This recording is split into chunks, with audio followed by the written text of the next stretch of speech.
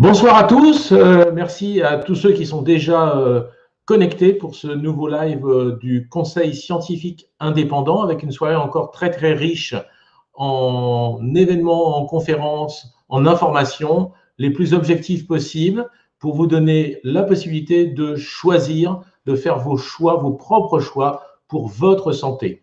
On va accueillir un petit peu toutes les personnes présentes ce soir. Alors, docteur Olivier Soulier, qu'on ne présente plus, qui est souvent là. Bonsoir Olivier, tu as ton micro fermé si tu veux dire un mot. Louis Fouché, qu'on présente encore moins, avec Hélène Banoun, qui est membre également du CSI, pharmacienne, virologue, mais on la présentera un peu plus tout à l'heure puisqu'elle va intervenir.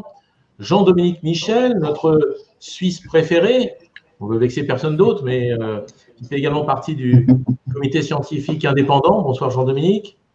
Bonsoir à tous, bonsoir Eric. Bonsoir Michel Rivasi, députée européenne qu'on ne présente pas non plus et qui va intervenir ce soir et j'en la présenterai également un petit peu plus après. Bonsoir. Bonsoir, bonsoir à tous et à toutes. Et bonsoir Laurent Bucchielli. Merci de votre présence également pour intervenir tout à l'heure en deuxième position sur des sujets qui vont nous passionner encore une fois. Bonsoir Emmanuel qui va nous aider à gérer le chat et la soirée. Voilà, je crois qu'on a accueilli tout le monde. On a peut-être tout simplement rapidement passer à la première intervention pour garder du temps pour les questions ensuite et le débat. Surtout que le premier sujet, ça va être donc Michel Rivasi, députée européenne de Europe Écologie Les Verts, qui est sur tous les fronts de l'écologie, en ce moment particulièrement sur les informations concernant la 5G, ce qui est très important, je crois qu'on arrive à avoir des informations objectives sur cette technologie nouvelle, parce que comme toutes les technologies nouvelles, elle a des avantages peut-être économiques, mais peut-être des inconvénients pour notre santé, en tout cas qu'on doit mieux connaître. Mais ça ne sera pas le sujet de ce soir. Le sujet de ce soir, ça sera plutôt le pass sanitaire. Bonsoir Michel, merci vraiment d'être avec nous et de venir partager votre expérience et votre dynamisme. Ben merci de m'avoir invité. Alors, je vais vous parler des certificats sanitaires européens, puisque l'actualité est brûlante, puisque ça va être voté le 9 juin. Donc, vous voyez, c'est dans quelques jours. Alors, ces certificats, si vous pouvez passer la diapo suivante. Alors, c'est appelé certificat et pas passeport. Pourquoi? Parce que un passeport, ça avait un statut légal que n'a pas le certificat. Au début, ils appelaient ça d'ailleurs le certificat vert. Alors, je vous signale qu'on a refusé à ce qu'ils parlent de certificat vert, puisque tout est vert en Europe. Hein, on parle de pacte de Green Deal, on parle de pacte vert, et donc ça n'a rien de vert. Alors, il va être délivré par les autorités nationales, alors soit les centres de tests, de vaccination, et surtout les autorités en fait nationales. Et il sera mis en place le 1er juillet dans tous les pays de l'Union européenne. Alors, ce certificat de vaccination, il aura une validité d'1 an. Il repose sur 3 choses. Soit c'est un certificat de vaccination, soit c'est un test PCR qui est négatif. Il faut qu'il n'ait pas plus de 3 jours. Ou un certificat de rétablissement, c'est-à-dire est-ce que vous avez eu le Covid et est-ce que vous avez des anticorps qui le montrent. Il est sous forme numérique et c'est vrai que je vous dirais le Parlement a voulu absolument qu'il y ait un format papier. Alors c'est un QR code ou un format papier en langue nationale et l'anglais. Normalement, c'est un système qui est gratuit, qui est accessible à tous et temporaire et c'est le même modèle dans tous les pays européens. Alors, l'autre diapo, sur la chronologie, il faut bien que vous voyez qu'en fait, ça a été une demande de la Grèce. Parce qu'il y a des pays comme la Grèce, l'Italie, le Portugal qui, s'ils n'ont pas des touristes, ils sont complètement, je dirais, HS. Et donc, ils ont poussé, le 17 février d'ailleurs 2021, vous avez là dans la chronologie, le conseil pour l'adoption de ce certificat numérique. Et alors, bien sûr, ça a été adopté en procédure d'urgence. Alors, vous avez les votes, vous verrez qu'il y a eu quand même 203 votes négatifs sur 468 positifs, parce que un vote d'urgence, ça veut dire qu'il n'y a plus le débat au niveau des différents groupes politiques du Parlement. C'est-à-dire, c'est comme les fast-track, vous savez, au niveau des médicaments. C'est une accélération de la prise de décision. Il y a eu des spécifications techniques, en fait, par le groupe d'experts qui a défini un cahier des charges, mais le Parlement a voulu que ce soit la commission Libé qui le prenne en compte, et il y a eu des amendements proposés par le Parlement européen qui ont enrichi le texte. Et puis après, quand tout ça s'est fait, il y a une rencontre directe avec le Conseil des États, la Commission et le Parlement. Et puis le 1er juin, donc il y aura le lancement de cette passerelle technique et les tests de vérification des certificats pour vérifier bien sûr l'authenticité de ces certificats. À l'heure actuelle, il y a déjà 7 pays qui sont connectés à cette plateforme en fait qui existe sur le plan européen. C'est, vous les avez, la Bulgarie, la République tchèque, le Danemark, l'Allemagne, la Grèce, la Croatie, la Pologne. Et en fait, la France va s'y raccorder le 21 juin. Donc, le 9 juin, il va y avoir un débat qui va être assez houleux parce qu'il y a des gens qui sont tout à fait favorables à ce certificat. Il y a des gens qui s'abstiennent et puis il y a des gens qui sont contre. Pourquoi? Parce que l'idée quand même du certificat, c'était d'harmoniser à l'échelle européenne et que chaque pays n'ait pas son propre certificat. C'était ça à l'origine, le fait qu'il y ait cette proposition de faire un certificat. Donc, il va être applicable le 1er juin et il y aura une période transitoire jusqu'au 12 août avec un rapport que doit faire la Commission. Mais je vous ai mis une chronologie de l'Union européenne avant 2021 parce qu'en fait, dès décembre 2020 et même en mai 2020, il y avait déjà cette proposition de faire une approche coordonnée des certificats de vaccination. Il y avait même l'idée de faire des certificats de vaccination numériques. Mais comme la commission sentait que les gens n'étaient pas prêts, vous voyez que le Covid a permis d'accélérer le processus. Il y a même l'Estonie qui avait déjà testé des certificats d'immunité dans les entreprises. Donc, vous voyez que ce n'est pas quelque chose de nouveau, c'est quelque chose qui était quand même dans les starting blocks. Alors, ensuite, on a des passeports partout. Si vous passez l'autre diapo,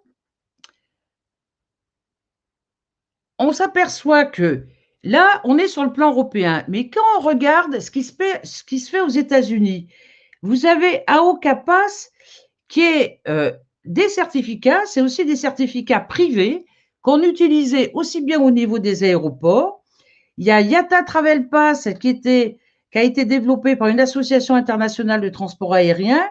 Il y a Health Pass qui est à la fois numérique et biométrique. C'est 50 organisations aux États-Unis. Il y a Walmart, Ligue sportive, basket, etc.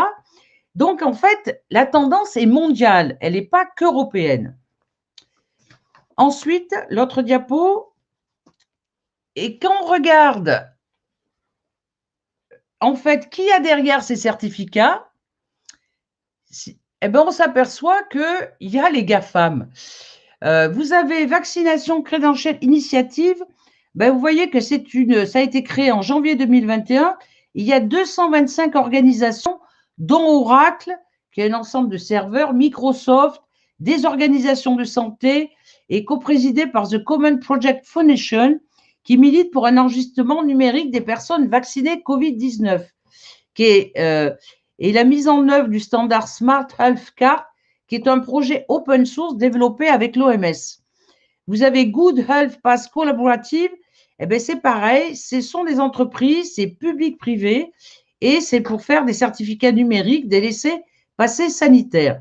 Donc en fait, il y a une nébuleuse des gros acteurs du numérique qui collaborent dans le monde entier à des projets de pass sanitaire open source, compatibles entre eux, au sein de différentes alliances où les mêmes entreprises militent ensemble pour des appels d'offres privés et publics, façonnant le marché de l'identité électronique sécurisée. Donc, vous voyez que derrière, il y a toute une organisation qui est problématique parce que là, on voit que c'est pas seulement, on n'est plus dans l'authentification, on est dans la traçabilité et on est justement au niveau des données concernant la santé. Alors, l'autre diapo, c'est quand même, il y a eu des alertes. Il y a des avertissements des experts. Alors, j'attends l'autre diapo. Si c'était possible. Vous avez European Digital Rights qui, en juin 2020, disait que dans le contexte de l'absence de preuves scientifiques, des risques importants créés par les faux positifs et les faux négatifs et des grandes inquiétudes concernant la protection des données de la vie privée, l'idée des passeports d'immunité numérique devient encore plus sinistre. Ça, si vous voulez, c'est un peu l'équivalent de la quadrature du net, mais sur le plan européen. Vous avez aussi une tendance à l'OMS qui était quand même très critique, parce que l'OMS, enfin une partie de l'OMS, parce qu'à l'OMS, il y a pléthore d'experts, il disait qu'il existait encore des inconnues cruciales concernant l'efficacité de la vaccination pour réduire la transmission et concernant la disponibilité des vaccins. Et enfin, il y a le Comité consultatif national d'éthique français qui avait dit que comment il faudrait quand même justifier ça parce que ça peut porter atteinte aux libertés. Et notamment tout ce qui est traçage, rupture du secret médical, accessibilité de ces données à des personnes privées. Alors, les garde-fous maintenant prévus en Europe. Alors ça, il y a eu un gros débat entre la Commission, les États et le Parlement. Parce que on voulait absolument pas, au niveau du Parlement, que les données soient centralisées et on voulait des infrastructures à clé publique et que les données personnelles ne circulent pas. On voulait une signature numérique fournie par l'organisme de délivrance et une gestion nationale des données et pas de base de données européenne uniquement. Pas de collecte, non, ni de stockage de données dans le pays visité, ni de transfert à un pays tiers. Aucun émetteur de certificat n'est informé de la vérification des certificats. Et si les États membres exigent une preuve de vaccination ou de dépistage, eh bien, il y avait une obligation d'accepter les certificats équivalents des autres États membres. Les certificats sont délivrés gratuitement et le règlement, on l'a limité à 12 mois. Alors, il y a quand même ce service passerelle de l'Union européenne qui interconnecte les certificats sanitaires et qui est basé au centre de données de la Commission au Luxembourg et qui est mis en place par les entreprises T-Systems et SAP. Donc, vous voyez que ce qu'on a essayé de faire très attention au Parlement, c'est pas de système centralisé sur le plan européen, mais bon, après, les États membres, normalement, ils devraient appliquer ce que dit le Parlement européen. Et on ne voulait pas à la fois qu'il y ait l'authenticité, oui, mais pas la traçabilité des individus. Alors, il y a le cas français. Le cas de tous anti-Covid en France. Vous savez qu'il a été proposé une première fois. Alors, vous pouvez passer la diapo d'après. Alors, il a été, ce tous anti-Covid, proposé la première fois le 21 décembre 2020, puis retiré. Il est présenté à la presse le 19 avril 2021 et il est téléchargé, c'était 1 adulte sur 3 en France. Et puis, il est adopté finalement le 28 mai au Sénat. Et normalement, il devait disparaître le 30 septembre.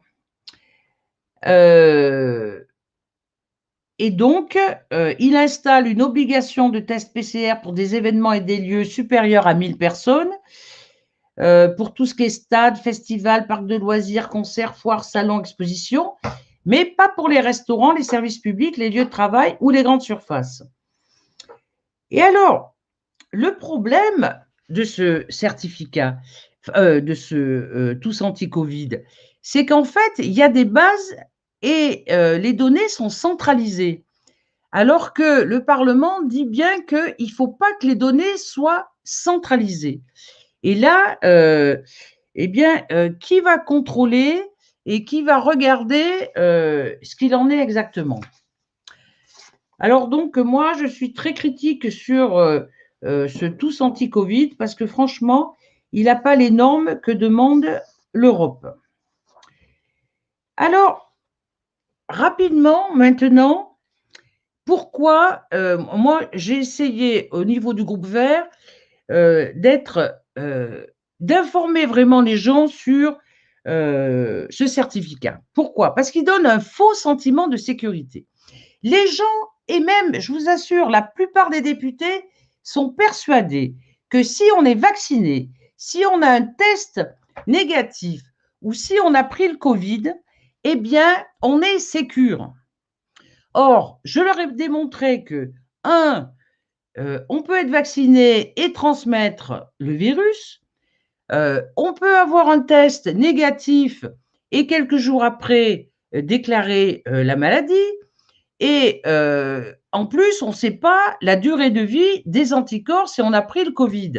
Donc, quand les pays comme la Grèce, comme l'Espagne, ils ont poussé à mort pour qu'on ait ce certificat, tout ça pour amener les touristes dans leur pays avec ce certificat en disant, voilà, maintenant, vous êtes en pleine sécurité, on peut enlever le masque, etc., etc.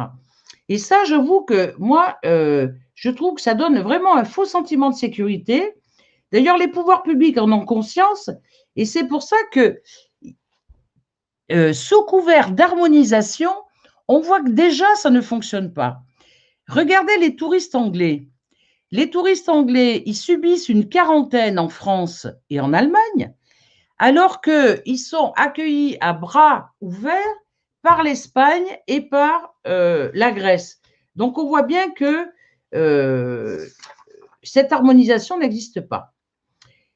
Et puis, l'avant-dernier, c'est quand même aussi une source de discrimination. En fin de compte, il incombera à chaque pays de décider à son propre niveau ce qu'il sera possible de faire avec un tel certificat vaccinal. Ça, c'est ce que disait Ursula von der Leyen, qui est la présidente de la Commission. Mais nous, on a fait ce certificat pour que les gens aient une libre circulation et que ça soit harmonisé sur l'ensemble des États. Mais après, chaque pays reste souverain dans le domaine de la santé. S'ils veulent faire une quarantaine, s'ils veulent appliquer ce certificat, par exemple, au niveau des services publics, si au niveau des restaurants, ils veulent l'appliquer, eh bien, à l'heure actuelle, le Parlement et ce règlement ne pourra pas empêcher un pays de le faire. Donc, en fait, ça va discriminer. Et la deuxième chose qui est quand même importante, c'est que normalement, le Parlement européen avait demandé à ce que les tests soient gratuits. Quand vous allez en Espagne et que vous voulez aller en France, il faut payer le test. Et plus vous voulez que ce test soit fait rapidement, plus vous payez, et notamment, c'est 120 €. Si vous n'êtes pas trop pressé, c'est 100 €. Et ça, c'est très discriminatoire vis-à-vis des gens qui veulent voyager. Parce que là, les jeunes ou même des familles, ça leur coûte très cher. En France, c'est la sécurité sociale qui paye, mais les gens ne payent pas le test à titre personnel. Donc, je trouve que là, vraiment, on n'y est pas arrivé. Alors, la commission a dit, on va donner 100 millions d'euros, mais ce n'est pas avec 100 millions d'euros que vous allez faire des tests gratuits. Enfin, je mets entre parenthèses gratuits parce qu'il y a toujours quand même la sécurité sociale qui paye, mais c'est quand même très discriminatoire. Et puis, il y a cette possibilité de dériver par rapport à ce pass. Et la dernière feuille, c'est sur la protection des données qui est sur le papier. Notamment l'authentification et la traçabilité, parce que est-ce que la véracité du certificat compte ou l'identité du certifié? Le projet de passeport vaccinal numérique commun souhaité depuis 2018, on voit qu'il se réalise. Le partage des données de santé discuté depuis des mois au sein des experts nationaux par eHealth, qui est ce groupe d'experts. On renforce la tendance à la surveillance numérique, on renforce la tendance à la divulgation des données de santé personnelle. Et malgré les garde-fous posés au niveau européen par le Parlement, ce système de certificat numérique ajoute des risques en matière de liberté publique et de protection des données sensibles. Alors, on va voir le 9. Si les gens sont plus sur dire ce certificat va permettre une liberté de déplacement, mais on voit déjà par rapport aux touristes anglais que ce n'est pas le cas. Et puis, à mon avis, c'est le début de la traçabilité, c'est le début de la surveillance. Et puis, au niveau des données de santé qui sont très recherchées, en fait, ces données de santé, on n'aura aucun moyen de le contrôler. Voilà. Donc, moi, vous savez pourquoi je vais voter. Je vais voter contre. Je sais que les Autrichiens vont s'abstenir. Les Allemands vont voter positif. Je parle pour les Verts, hein, que je connais bien. Mais on a tellement surfé sur la peur. Les gens sont tellement contents de pouvoir sortir. Ils vont voter ce certificat numérique européen. Voilà. Merci beaucoup, Michel, pour ces explications très claires, très complètes sur la situation actuelle, très factuelle. J'ai beaucoup aimé votre présentation qui se veut la plus objective possible. C'est un peu ce qu'on essaie de faire dans ce conseil scientifique indépendant. J'ai beaucoup de questions. On a la chance de vous avoir et je pense qu'on va peut-être essayer de discuter un petit peu avec vous. Moi, j'aurais une première question. Une fois que ce pass européen, une fois que ce pass sanitaire, quel que soit le nom, est voté par l'Europe, est-ce que la décision européenne va s'imposer à tous les membres? Alors, l'Angleterre, ça ne s'impose pas, bien sûr, ça ne fait plus partie de l'Union européenne. Mais par exemple, si je prends l'exemple de l'Espagne, qui est près de chez moi, aujourd'hui, même si on est vacciné, la PCR est obligatoire pour entrer. C'est-à-dire que ce n'est pas du tout dans le cadre des trois solutions du pass, c'est vaccin ou guéri ou PCR. L'Espagne impose la PCR pour l'instant, même si on est vacciné. Est-ce que le pass sanitaire, comme il est défini, comme vous nous l'avez défini, s'il est voté, s'imposera à tous les États membres? Si ce règlement passe, donc c'est le 9 qu'on le verra, eh bien, normalement, pour tout ce qui est déplacement au sein de l'Union européenne, il suffira soit d'avoir été vacciné, soit d'avoir un PCR négatif ou de prouver que vous avez eu le Covid. Et ça, c'est un règlement, c'est-à-dire que ça s'applique de suite. Vous voyez, il n'y a pas la transposition après dans les lois nationales. Mais maintenant, le tout, c'est que si un pays ne le respecte pas, et à l'heure actuelle, la quarantaine, c'est un non-respect, eh bien, il n'y a pas de sanction.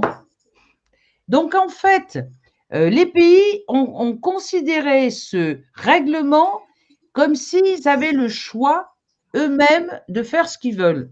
Et normalement, non. Ça doit être, si vous voulez, un certificat de passage et de déplacement qui est homogène pour l'ensemble des pays européens. D'accord. Donc, si je comprends bien, la loi européenne, si elle est confirmée, votée le 9, elle s'imposera, mais finalement, les États font ce qu'ils veulent parce qu'ils n'ont aucune sanction en face. Oui, mais ils seront obligés, par exemple, si on vous demande la vaccination plus le test, eh ben, c'est illégal par rapport au certificat. Il suffit d'un. Sachant que la vaccination, elle est un peu prioritaire, mais il suffit d'un quand même. D'accord. Est-ce que mes amis et confrères ont d'autres questions? Moi, j'en ai d'autres, mais je ne vais pas monopoliser la parole. Moi, j'ai une réaction et une question. La réaction, d'abord, merci beaucoup de nous présenter ça, même si ça fait un peu froid dans le dos. En fait, ça plombe un peu le moral parce que on se dit, mais qu'est-ce qu'on peut faire face à ce rouleau compresseur? C'est ça ma deuxième question, quoi, en fait. Est-ce que les citoyens ont leur mot à dire à un moment ou un autre, ou est-ce on continue d'être dans un déni de démocratie à tous les étages, finalement, des multinationales du numérique et de la data qui décident de notre destin sanitaire? Ça paraît vraiment, on rentre dans une société qui est pas vraiment désirable en fait collectivement. Est-ce qu'on peut faire quelque chose? Alors, normalement, ça doit être, c'est voté à l'Assemblée nationale après et au Sénat. Et c'est peut-être là qu'on peut essayer d'influencer un peu le vote au niveau de l'Assemblée nationale. Mais j'ai bien peur quand je vois l'organisation même, vous voyez, qui était avant la pandémie, que l'objectif quand même, c'est l'accès aux données médicales. Vous voyez, que ça soit le certificat de vaccination numérique.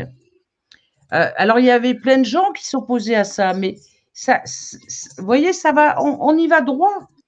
Et la protection des données, ça va être très compliqué. Donc, l'Europe est très sensible à la liberté, vous voyez, individuelle, mais je pense que plus ça va aller, plus ça va être très, très compliqué. Parce que même moi, en tant que députée européenne, je ne suis pas vaccinée. Eh bien, je suis obligée de faire 3 tests si je vais à Bruxelles. Parce que mes tests, si vous voulez, ça ne dure pas pendant 5 jours où j'y reste. Donc, il faut que j'en fasse un avant de partir, il faut que j'en fasse un pendant et il faut que j'en fasse un avant de rentrer en France. Donc, à la limite, ça pousse à ce que tous les gens se fassent vacciner, quoi. C'est quelque chose qu'on rencontre déjà, nous, dans notre clientèle. On a beaucoup de patients, par exemple, moi j'ai des patients dont le métier c'est de se déplacer en Europe parce qu'ils ont des clients ou des contacts et ils doivent aller 2 fois par semaine dans un pays européen. Et ils me disent, moi je ne vais pas me faire des PCR 4 fois, 6 fois par semaine, donc je vais me vacciner. La question qui se pose derrière, voilà, Michel, que je vois venir, alors vous me confirmerez si c'est bien le cas en Hollande, parce que c'est ce qu'on m'a dit, c'est que la PCR va devenir payante. Tout à l'heure, vous disiez, on pousse vers la vaccination. Aujourd'hui, on a encore la liberté d'avoir une PCR comme vous le faites si on veut voyager et non pas le vaccin. Mais j'ai entendu dire que les PCR ne seraient plus gratuites, que c'était déjà le cas en Hollande, dans certains cas pour des étudiants en particulier, et que de fait, à la rentrée scolaire, si il faut avoir soit la vaccination, soit la PCR pour rentrer à la fac, et si la PCR est payante, ça va poser un autre problème d'inégalité et de liberté, et évidemment inciter encore plus à la vaccination. Est-ce que vous avez des informations sur ce point? Mais pour les tests PCR, le Parlement a voulu que ça soit gratuit. Mais les États membres ont dit non, c'est une souveraineté nationale, puisque ça dépend de la sécurité sociale. Et donc, chaque État va faire ce qu'il veut. Alors, le Parlement a dit, écoutez, dans 4 mois, on revoit la copie parce qu'il faut que la Commission donne de l'argent, au moins pour les étudiants, quoi, pour qu'ils puissent se déplacer, parce que ça coûte très cher. Donc, là, à l'heure actuelle, on va ajuster un peu l'outil des tests, mais ça sera sur une population ciblée. Ça ne sera pas sur l'ensemble des gens. Et s'il vous plaît, Michel, si les règlements nationaux sont incompatibles avec le règlement européen, qu'est-ce qui se passe? Parce que, par exemple, en France, j'ai compris que le pass sanitaire, il est fondé sur, quand on parle de rétablissement de la Covid, c'est sur une PCR qui a été positive et qui est ensuite négative, mais ça, c'est pas du tout dans le règlement européen, hein, c'est pas dans le certificat européen. Donc, il va falloir modifier le pass sanitaire français. Alors, écoutez, sur l'histoire, si on a pris le Covid ou pas, ils n'ont pas élaboré des critères. Moi, les seuls critères que j'ai vus, c'était… Alors, ça y est dans mon… Il faut que je vous les retrouve, mais ce n'est pas très bien précisé. Donc, après, ça sera un peu chaque État membre qui va préciser, ou alors ça va être précisé avant le 1er juillet. Mais pour l'instant, ça n'est pas vraiment. On sent qu'il y a à la fois le hold-up des données de santé, mais il y a aussi le hold-up des frontières, finalement, par des multinationales du médicament et de la data.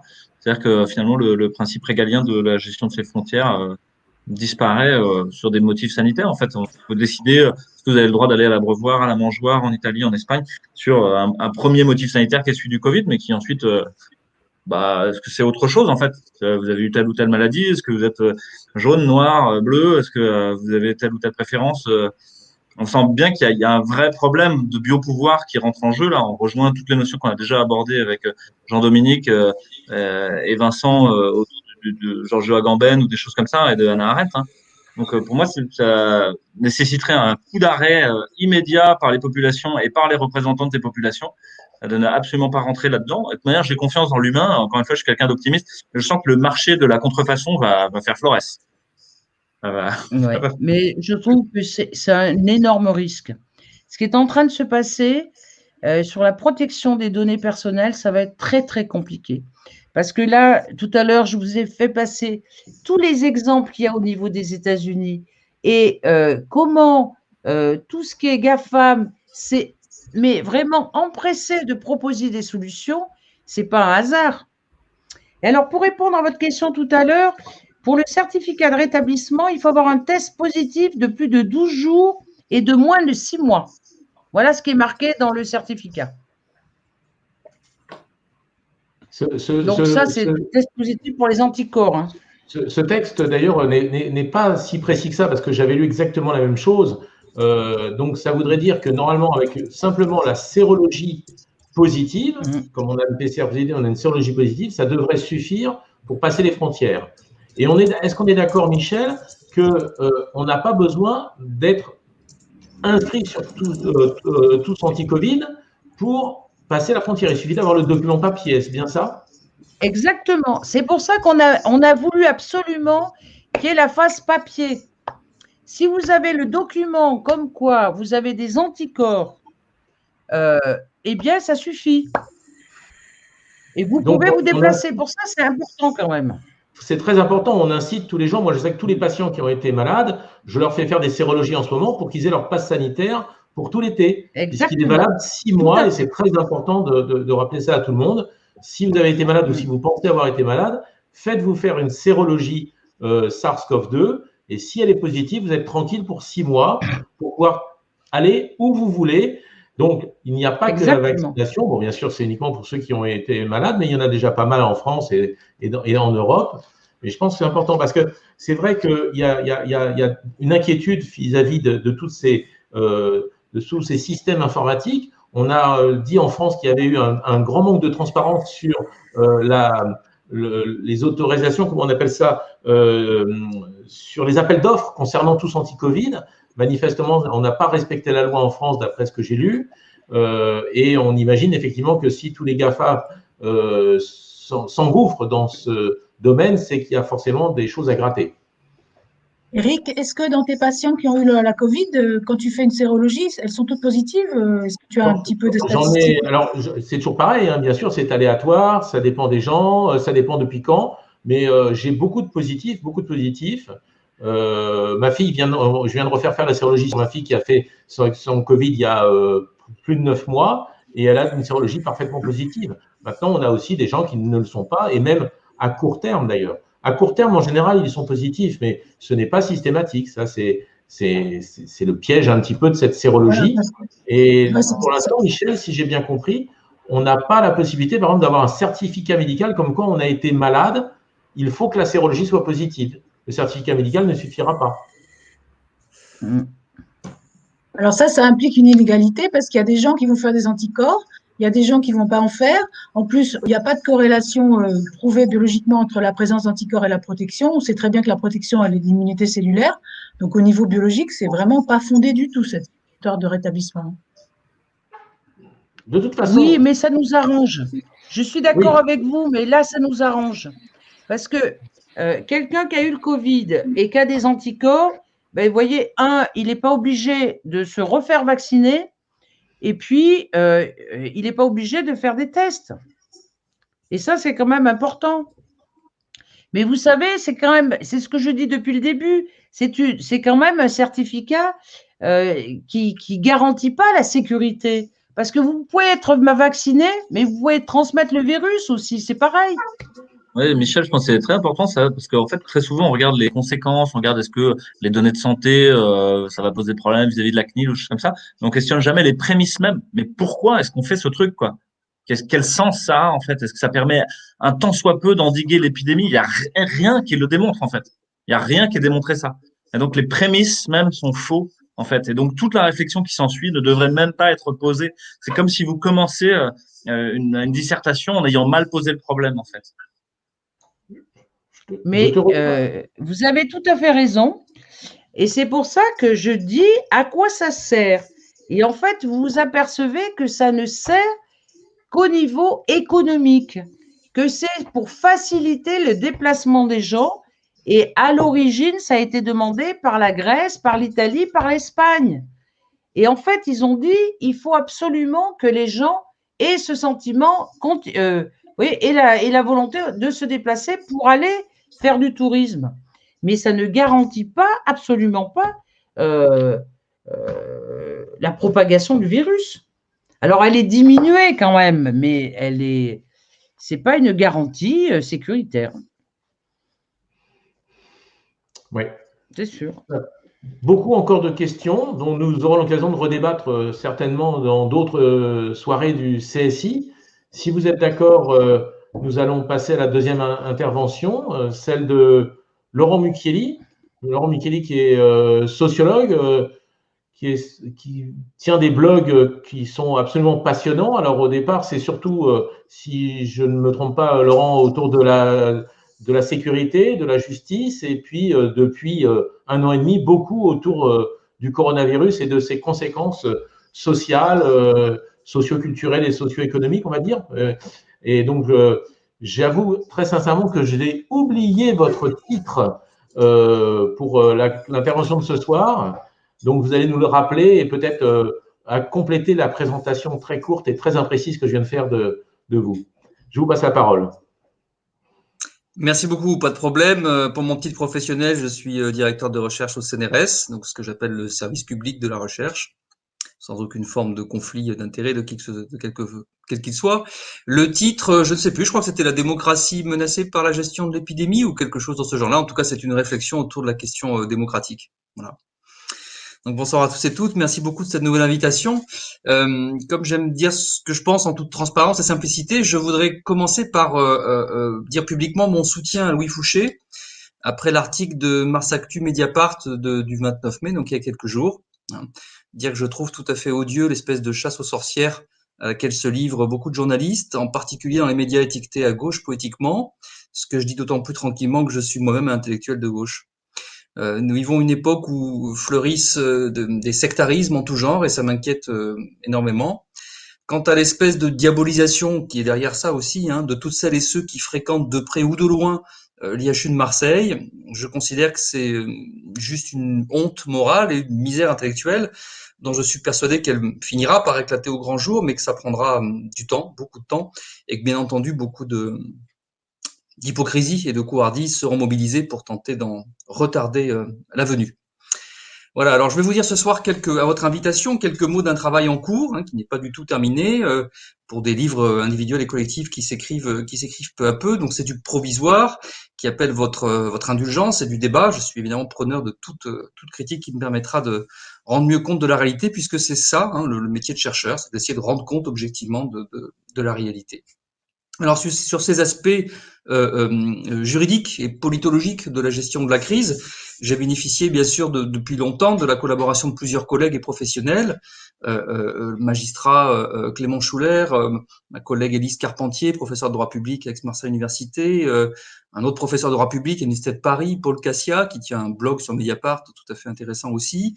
Et puis plus largement, vous vous souvenez puisque plusieurs d'entre vous les ont signés, des tribunes collectives que j'avais initiées au dernier trimestre de l'année 2020, signées par des centaines d'universitaires et de médecins. Et l'une de ces tribunes, publiée le 24 septembre 2020, qui avait été signée par 70 professeurs de droit, magistrats et avocats, rappelait que toute mesure restrictive des libertés doit être strictement proportionnée au danger qu'elle vise à contenir, sous peine d'illégalité. J'ai également publié le 6 décembre 2020 une tribune collective rédigée par un collectif citoyen en alerte, aussi sur ces questions de fonctionnement institutionnel et de démocratie. Alors, je vais commencer par une petite définition générale qui n'est pas théorique et abstraite, comme celle qu'on trouve un peu partout dans les manuels scolaires, au fond. Hein. Donc, ce sera un peu différent. La démocratie, à mes yeux, c'est, je dirais, un processus politique, historique, jamais terminé et jamais définitivement acquis, dans lesquels, premièrement, je dirais, les individus ordinaires défendent leur égalité de principe en tant que citoyens. Deuxièmement, défendent un ensemble de libertés individuelles et collectives. Et troisièmement, lutte contre toutes les formes d'oligarchie, c'est-à-dire d'accaparement du pouvoir de décision par un petit groupe particulier, quel qu'il soit. Et enfin, quatrièmement, dans lequel existe un ensemble d'institutions qui forment autant de contre-pouvoirs pour limiter celui de l'exécutif, quel qu'ait été son mode de désignation. Voilà la définition provisoire d'où je partirai. Alors, ce processus historique a connu et connaît encore, à mon sens, une crise grave depuis bientôt 1 an et demi, du fait non pas de la crise sanitaire en elle-même, mais de la gestion politique de cette crise, en France comme dans la majorité des pays du monde, mais la majorité, pas tous, pas du tout. Cette crise n'est pas inédite dans beaucoup de ses aspects. Hein. Je suis par ailleurs, vous venez de le rappeler, Eric, un spécialiste des questions de sécurité, et j'ai déjà eu l'occasion d'expliquer à maintes reprises avec beaucoup de mes collègues de sciences sociales ou juristes pourquoi la démocratie était régulièrement menacée par des moments de panique sécuritaire, au fond, dans lesquels on décrète soudainement des lois dites d'exception, des états d'urgence, hein, qui ont hélas tendance non pas à disparaître totalement par la suite, mais au contraire à être en partie intégrés dans le droit commun. C'est comme si, en fin de compte, on ne revenait jamais vraiment à la case départ. Voilà. Alors, je vais illustrer ce propos en rappelant un certain nombre de choses qui se sont produites et mises en place depuis à peu près 1 an et demi. La première autour donc de cet état d'urgence général, hein, initié la première fois par la loi du 23 mars 2020, les confinements généraux de la population qui en ont résulté, puis les couvre-feux, c'est-à-dire toutes les mesures qui ont donc suspendu les libertés fondamentales, hein, la plupart des libertés fondamentales, telles que la liberté d'aller et venir, la liberté de réunion, la liberté de culte, la liberté de manifestation, le droit d'entretenir librement des relations sociales, la liberté d'entreprendre, de commercer, la liberté de se déplacer, etc.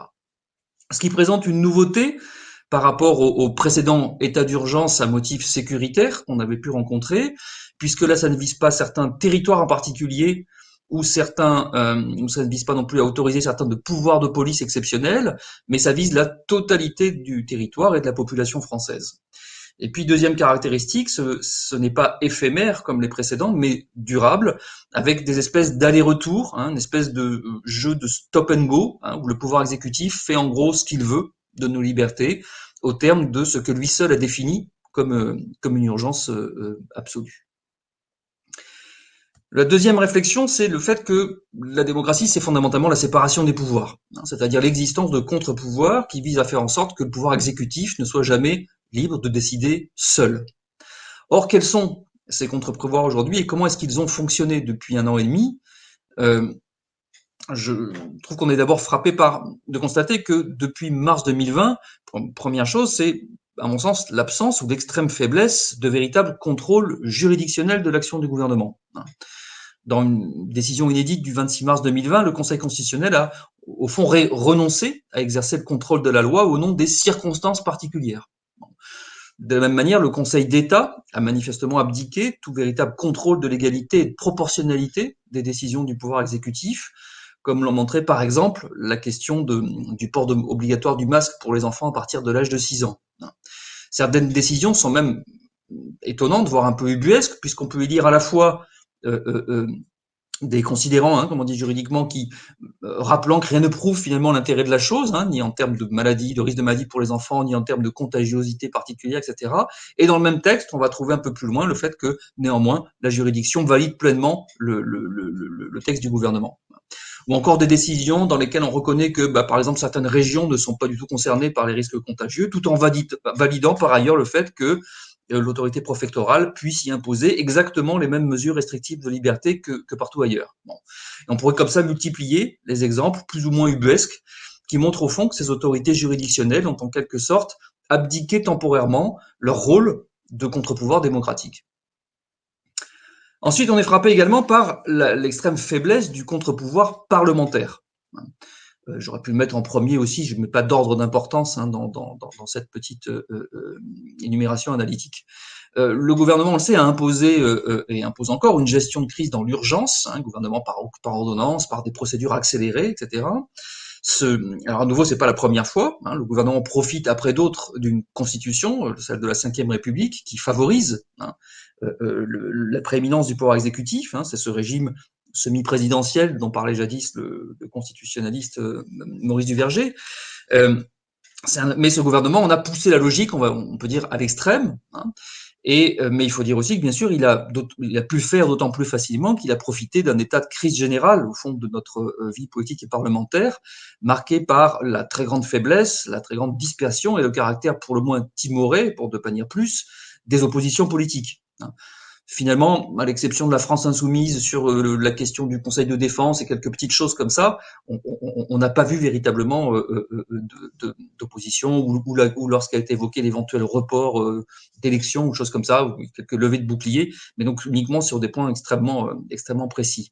Donc finalement, à mon sens, pas de vraie globale opposition demandant au pouvoir exécutif de se justifier sur l'ensemble de ses décisions, et les plus importantes, ce qui serait pourtant juste normal en démocratie.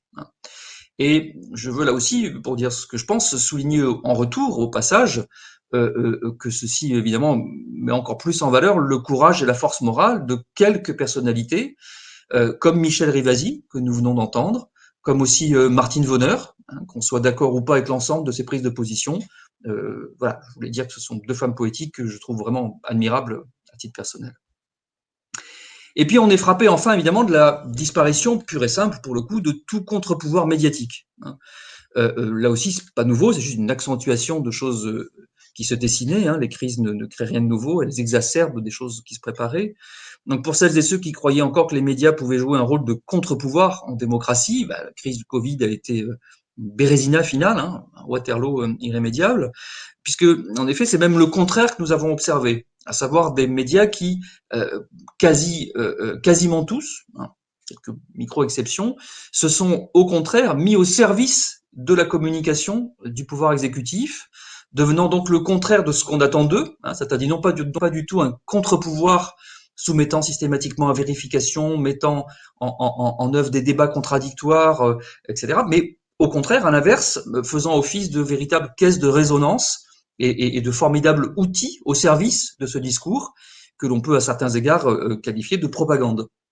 Je renvoie évidemment ici à l'analyse de ce que j'appelle la doxa du Covid et des mécanismes par lesquels ce système a fonctionné avec le concours par ailleurs des géants du numérique, Google et Facebook en tête. Nous en avons déjà parlé, donc j'y insiste évidemment pas davantage, mais juste pour dire que nous en subissons encore et toujours les effets, puisque loin de permettre une meilleure expression démocratique, comme c'était la promesse d'Internet et des réseaux sociaux au début, au tournant du XXe et du XXIe siècle, nous assistons et nous sommes directement victimes, nous-mêmes aujourd'hui, vous, Réinfo Covid aujourd'hui, de la censure, donc le contraire de l'organisation d'un débat contradictoire libre, la censure organisée, généralement de façon concertée, par ces médias et ces multinationales qui contrôlent les réseaux sociaux.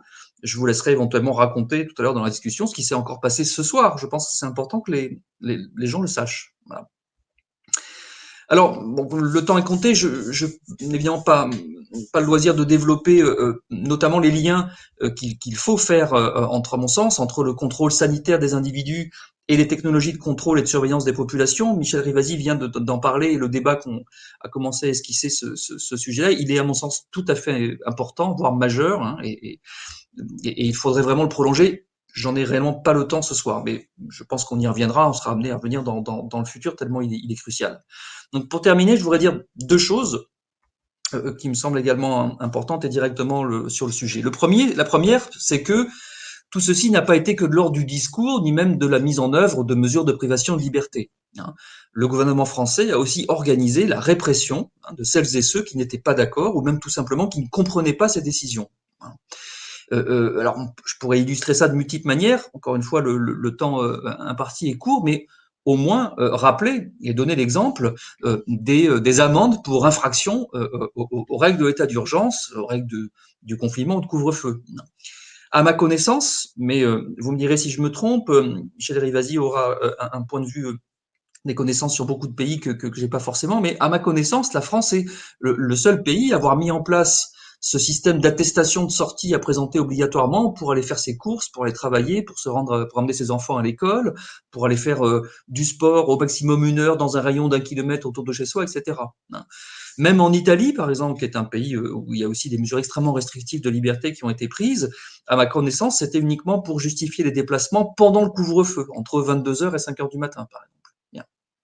Vous vous en souvenez, une amende de 135 € était donc prévue, qui pouvait monter jusqu'à 1 500 € en cas de récidive dans les 15 jours, et même devenir un délit, et non plus une contravention, en termes de qualification juridique, cible de 3 750 € d'amende et 6 mois de prison, en cas de récidive à 3 reprises dans le même mois. Et ce qui est important à rappeler ici, c'est que ce ne sont pas ici des mesures symboliques. Le 21 avril 2021, donc il y a un peu moins d'1 mois et demi, le ministre de l'Intérieur a annoncé que, au cours de l'année écoulée, mars 2020 à début avril 2021, les policiers et les gendarmes avaient dressé plus de 2,2 millions de contraventions de ce type. Il s'agit donc bien d'un véritable outil de coercition. Et comment s'est-il lui-même exercé? Eh bien, suite au constat remonté du terrain par leurs adhérents, et après aussi l'avis de la Commission nationale consultative des droits de l'homme du 11 février, que je ne peux pas préciser ici, mais le 29 mars, la Ligue des droits de l'homme, le syndicat des avocats de France et le syndicat de la magistrature ont publié une lettre ouverte qui est passée beaucoup trop inaperçue à mon sens, lettre ouverte au Premier ministre, dans laquelle ils réclament une amnistie générale des amendes Covid-19. Et pour motiver ceci, ils font état encore une fois de leur constat et de leur remontée de terrain, en avançant notamment les 5 arguments suivants qui sont tout à fait intéressants. Premièrement, le fait que certaines de ces amendes ont été distribuées de façon illégale par des policiers municipaux, alors qu'ils n'en ont pas la qualification.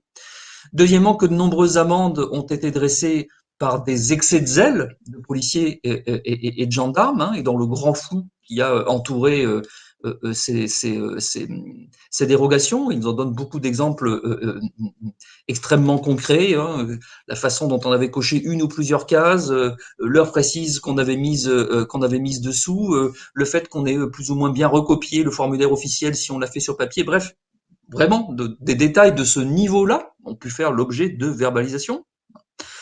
Troisième constat, le fait que les attestations officielles prévues sur le site internet du ministère de l'Intérieur ne reprenaient pas tous les cas de déplacement dérogatoire, notamment par exemple la possibilité de se rendre à une manifestation. On n'avait même pas prévu la chose tellement ça paraissait aberrant à certains, qu'on ait encore le droit de manifester quelque chose. Quatrièmement, le fait que ces amendes ont fréquemment été détournées de leur objectif officiel pour devenir en réalité, dans les mains des policiers, des armes pour punir leur public cible habituel, en particulier, disons-le, les jeunes d'origine maghrébine ou africaine subsaharienne habitant les quartiers pauvres, devenant ainsi, en réalité, une pratique discriminatoire. Et cinquièmement, pour l'anecdote, mais réelle elle aussi, et pour montrer jusqu'où pouvait aller l'ubuesque, on a même constaté des cas de verbalisation de personnes sans abri, sans domicile fixe, pour non-respect d'obligation de rester confiné chez soi. Alors, je voudrais conclure avec quelques petites réflexions sur ce pays, mon pays, la France, qui se présente encore parfois, notamment vis-à-vis de l'étranger, comme le pays des libertés, en se demandant à l'inverse, sérieusement, sans être pris de provocation ou particulier, sérieusement, si depuis 1 an et demi, la France n'a pas été au contraire le pays de la privation des libertés. Et pour cela, il faut commencer par contester résolument un argument politique très souvent entendu et qu'on entendra, je pense, aussi de plus en plus lorsqu'on passera aux révisions, et que certains seront amenés à justifier des choses qui se révéleront de plus en plus avoir été inutiles, contre-productives, ubuesques, etc. C'est l'argument du, au fond, on est désolé, mais on ne pouvait pas faire autrement. Et puis tout le monde a plus ou moins fait ça. Cet argument est faux. L'exemple de la Suède le montre bien, puisque à peu près aucune de ces restrictions de liberté n'ont été imposées, avec au final exactement les mêmes résultats sanitaires. Et il y a d'autres exemples. Il n'y a pas que la Suède. Jean-Dominique Michel, ici présent, pourrait parler de la Suisse, hein, qui n'a jamais imposé de confinement général. On pourrait parler des grandes différences avec d'autres pays, les Pays-Bas, pour qui le masque à 13 ans seulement et uniquement dans les lieux clos ou transports en commun, pas dans la rue. L'Allemagne, pendant de très nombreux mois, le Danemark, etc., et bien d'autres. Sur quasiment tout, la France en réalité a été le pays d'Europe de l'Ouest le plus restrictif, me semble-t-il, en termes de privation de liberté privée et publique, cérémonies religieuses, enterrements, mariages, ouverture de commerce, lieux culturels, bars et restaurants, horaires, des couvre-feux, etc., quand on va voir vraiment le détail. J'ai même l'impression, au terme de mes investigations provisoires, que à l'échelle européenne globale, et je parle même pas ici des 27 pays de l'Union européenne, mais bien des 51 pays du continent européen, hein, il me semble que ce diagnostic se confirme. Il existe un programme de recherche qui s'appelle COVID-19 Government Response Tracker de l'Université d'Oxford, qu'on peut trouver très facilement quelques clics en ligne, et ses collègues ont construit notamment un indice de sévérité des politiques publiques à l'échelle mondiale.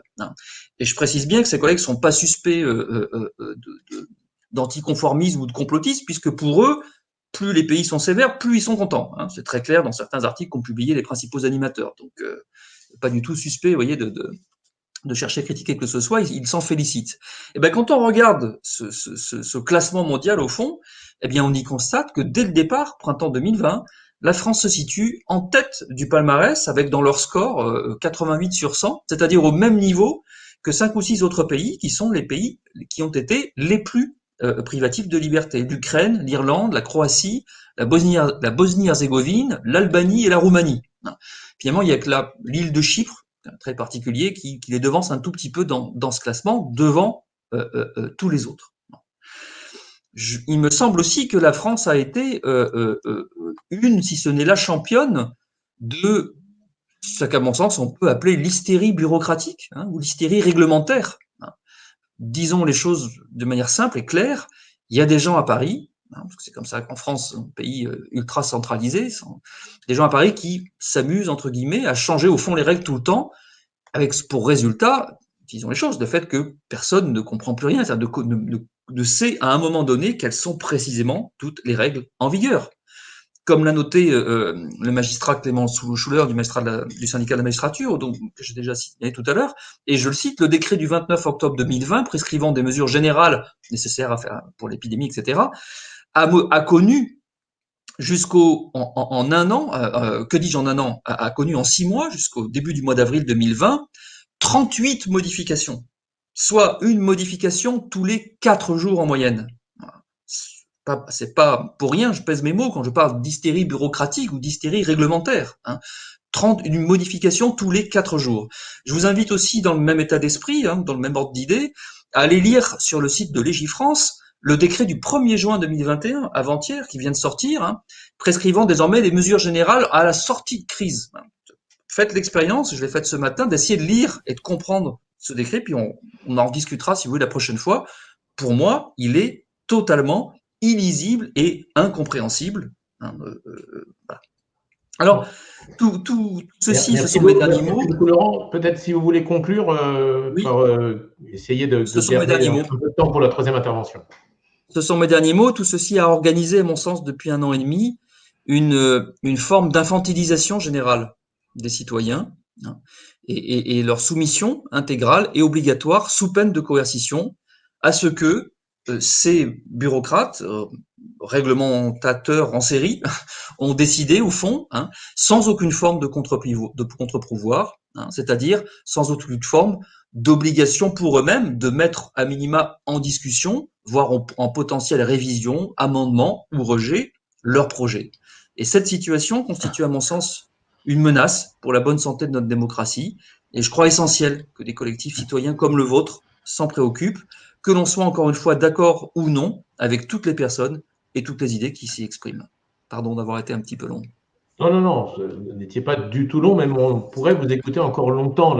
Effectivement, je pense qu'on aura l'occasion malheureusement de reparler de ce sujet et de vous réinviter pour la suite de ces mésaventures. Merci beaucoup pour vos propos, pour vos réflexions qui sont à la fois posées, qui sont jamais agressives, toujours très cohérentes, toujours très factuelles. Et vraiment, c'est très agréable. malheureusement, c'est aussi très, très inquiétant. Alors, vous m'avez volé ma conclusion. J'allais vous dire, effectivement, on a infantilisé la population avec ces règles. Moi, j'ai toujours trouvé qu'on avait la devise, une des plus belles devises du monde, liberté, égalité, fraternité. Et je trouve, vous avez cité la liberté tout à l'heure, mais l'égalité aussi, et que dire de la fraternité quand on voit la violence actuelle, cette devise est bafouée au quotidien. Certains vont même jusqu'à dire que non seulement on n'est plus dans un pays démocratique, la démocratie française qui était que tout le monde nous enviait, et certains ont même parlé de société totalitaire. Est-ce que ce mot vous paraît trop fort? Vous avez cité les pays qui étaient les plus en tête dans les règles coercitives. Vous n'avez pas cité la Chine. Quand on parle d'État totalitaire, on parle souvent de la Chine. Et finalement, paradoxalement, j'ai l'impression que la Chine n'est pas dans l'étude que vous avez citée. Oui, alors, je pense que tant d'un point de vue de description objective que d'un point de vue stratégique ou rhétorique, je pense pas utile ni productif de prononcer des trop grands mots, si vous voulez, de manière générale. J'applique ça dans mon travail de manière absolument générale. Voilà, je pense que c'est ni utile d'un point de vue empirique, descriptif, ni utile d'un point de vue stratégique ou rhétorique. Ça ne peut que faire dresser les oreilles, ça peut créer des épouvantails et permettre à des positions adverses ou à des gens qui voudraient délégitimer ce que vous dites, de simplifier les choses en disant qu'on exagère, qu'on raconte n'importe quoi, etc. Néanmoins, ce qui est tout à fait certain, et c'est pour ça que je pense qu'il vaut mieux prendre les choses de manière empirique, pragmatique, et juste d'accumuler et de faire des comparaisons. Ce qui est tout à fait certain, c'est que, à mon sens, beaucoup de gens en France se payent de mots en se racontant toujours la jolie histoire de « nous sommes une magnifique démocratie » comparée à l'épouvantail horrible chinois. Voilà. Et je pense qu'à l'occasion de cette crise, et notamment en lien avec les questions de surveillance technologique des populations qu'évoquait Michel Rivasi, la discussion de tout à l'heure, et sur lequel j'aurais beaucoup de couches à rajouter aussi, je pense que c'est, au fond, par ces moyens-là, hein, les moments qui sont le talon d'Achille des démocraties, hein, qui sont les émotions politiques et régulièrement ces moments où on suspend en réalité la démocratie sous prétexte d'une urgence ou d'une autre. Le sécuritaire d'habitude, le sanitaire désormais, sont le véritable talon d'Achille des démocraties. Et si un jour, c'est pour ça que dès le début, vous voyez, j'adopte une définition qui est à la fois historique, poétologique, qui montre bien qu'on est face à des processus en construction qui ne sont, je l'ai dit tout de suite, jamais acquis. Jamais acquis. On peut imaginer des moments de panique du même type, répétitifs, voire plus forts encore, qui nous amèneraient à renoncer encore plus à certains et à nous ressembler encore plus inversement à cet épouvantail chinois dont malheureusement à beaucoup d'égards, subrepticement, par petites touches, et notamment aussi du fait du contrôle exercé par les technologies, nous nous rapprochons à beaucoup d'égards. Oui, je vous remercie. J'ai vraiment la même position et je pense qu'il faut se méfier des mots trop forts. J'ai voulu vous interpeller sur ce terme de totalitarisme un peu trop utilisé, je trouve, actuellement, mais on est face à un danger. La parole est au centre. Qui veut intervenir, rebondir? Michel, Louis, Jean-Dominique? Très volontiers. Merci Laurent pour ce magnifique exposé. Moi, je mets vraiment en lien ce que Michel Rivasi nous a présenté avant, parce que c'est extraordinaire. On est en train d'analyser les détails de quelque chose qui ne devrait même pas exister. Le fait de devoir produire sa sérologie pour savoir si on doit passer une frontière, c'est juste une hérésie pour un virus avec la morbidité et la mortalité du SARS-CoV-2. C'est juste complètement invraisemblable. Les États-Unis, d'ailleurs, j'ai l'impression, tiennent beaucoup mieux que nous sur les droits fondamentaux. Et puis la question du totalitarisme, alors effectivement, il ne faut pas prétendre qu'on est déjà en dictature, mais on voit quand même cette cavalcade vers une pensée unique, vers un effacement de toute contradiction et de toute pensée complexe qui est caractéristique du totalitarisme. Et moi qui ne vis pas très loin de l'Allemagne, je me rappelle quand même que tout l'argumentaire de la dérive nationale-socialiste, c'était pour la sécurité du peuple allemand. Donc l'argument sécuritaire, c'est vrai qu'il est extraordinairement fort, parce que c'est comme s'il n'avait pas de résistance dans le cerveau des gens qui, dès lors qu'on présentait une mesure comme étant efficace à leur sécurité, ma foi, comment est-ce qu'il est possible d'être contre? Mais là, la dérive dans laquelle on est en Europe et on est en train de brader les droits fondamentaux et constitutionnels d'une manière mais absolument choquante de mon point de vue. Oui, je pourrais partager un petit peu les commentaires. Il y a beaucoup de commentaires dans le chat, beaucoup de personnes qui sont très actives, beaucoup de révoltes, de colère contre la vaccination, contre le pass sanitaire, beaucoup de personnes qui sont opposées à la vaccination des enfants, avec des réactions parfois très fortes. Aussi, beaucoup d'informations sur ce qu'on a pris sur la réaction de l'Académie de médecine qui voudrait rendre le vaccin obligatoire. On parle de notion d'Ausweis qui rappelle quand même de mauvais souvenirs. Puis beaucoup de personnes qui se disent comment on va faire avec les enfants. D'autres, certains qui disent est-ce qu'on peut pas faire de certificat de contre-indication. D'autres, est-ce qu'on peut faire des faux. On voit bien que d'autres disent qu'il faut aller dans la rue, que ce soit la révolte. On voit bien que ce pass sanitaire et cette vaccination obligatoire qui se profile déclenche énormément de réactions. Et en même temps, je vous dis à tous que pour tous les gens qui nous écoutent, le CSI, c'est vraiment leur lieu de référence. C'est vraiment l'ouverture qui permet de leur donner des informations et on n'arrête pas d'avoir de remerciements. Voilà, certains pensent aussi à Serge Rader, qui est décédé.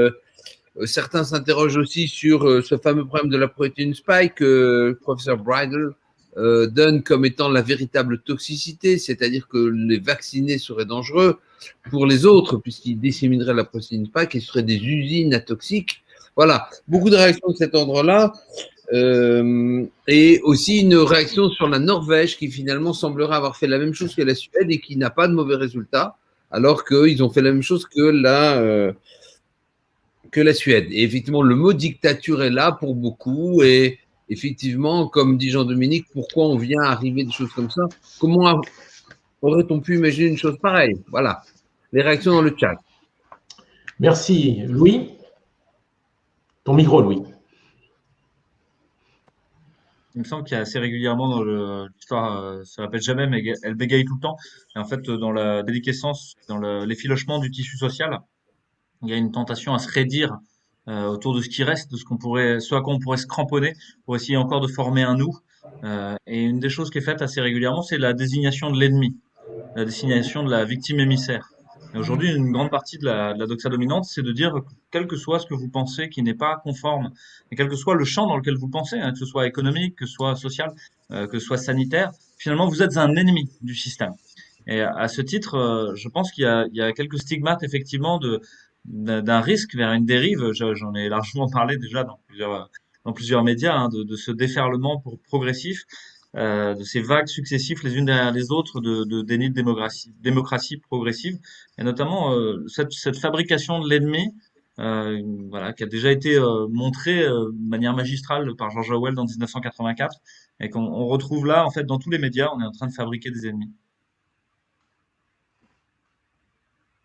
Merci. Michel, est-ce que vous vouliez dire un petit mot si vous êtes là? Oui, moi j'ai beaucoup aimé l'intervention de Laurent parce que je le vis, moi, à titre personnel. Si vous voulez, en tant que député, on est complètement mis à l'écart.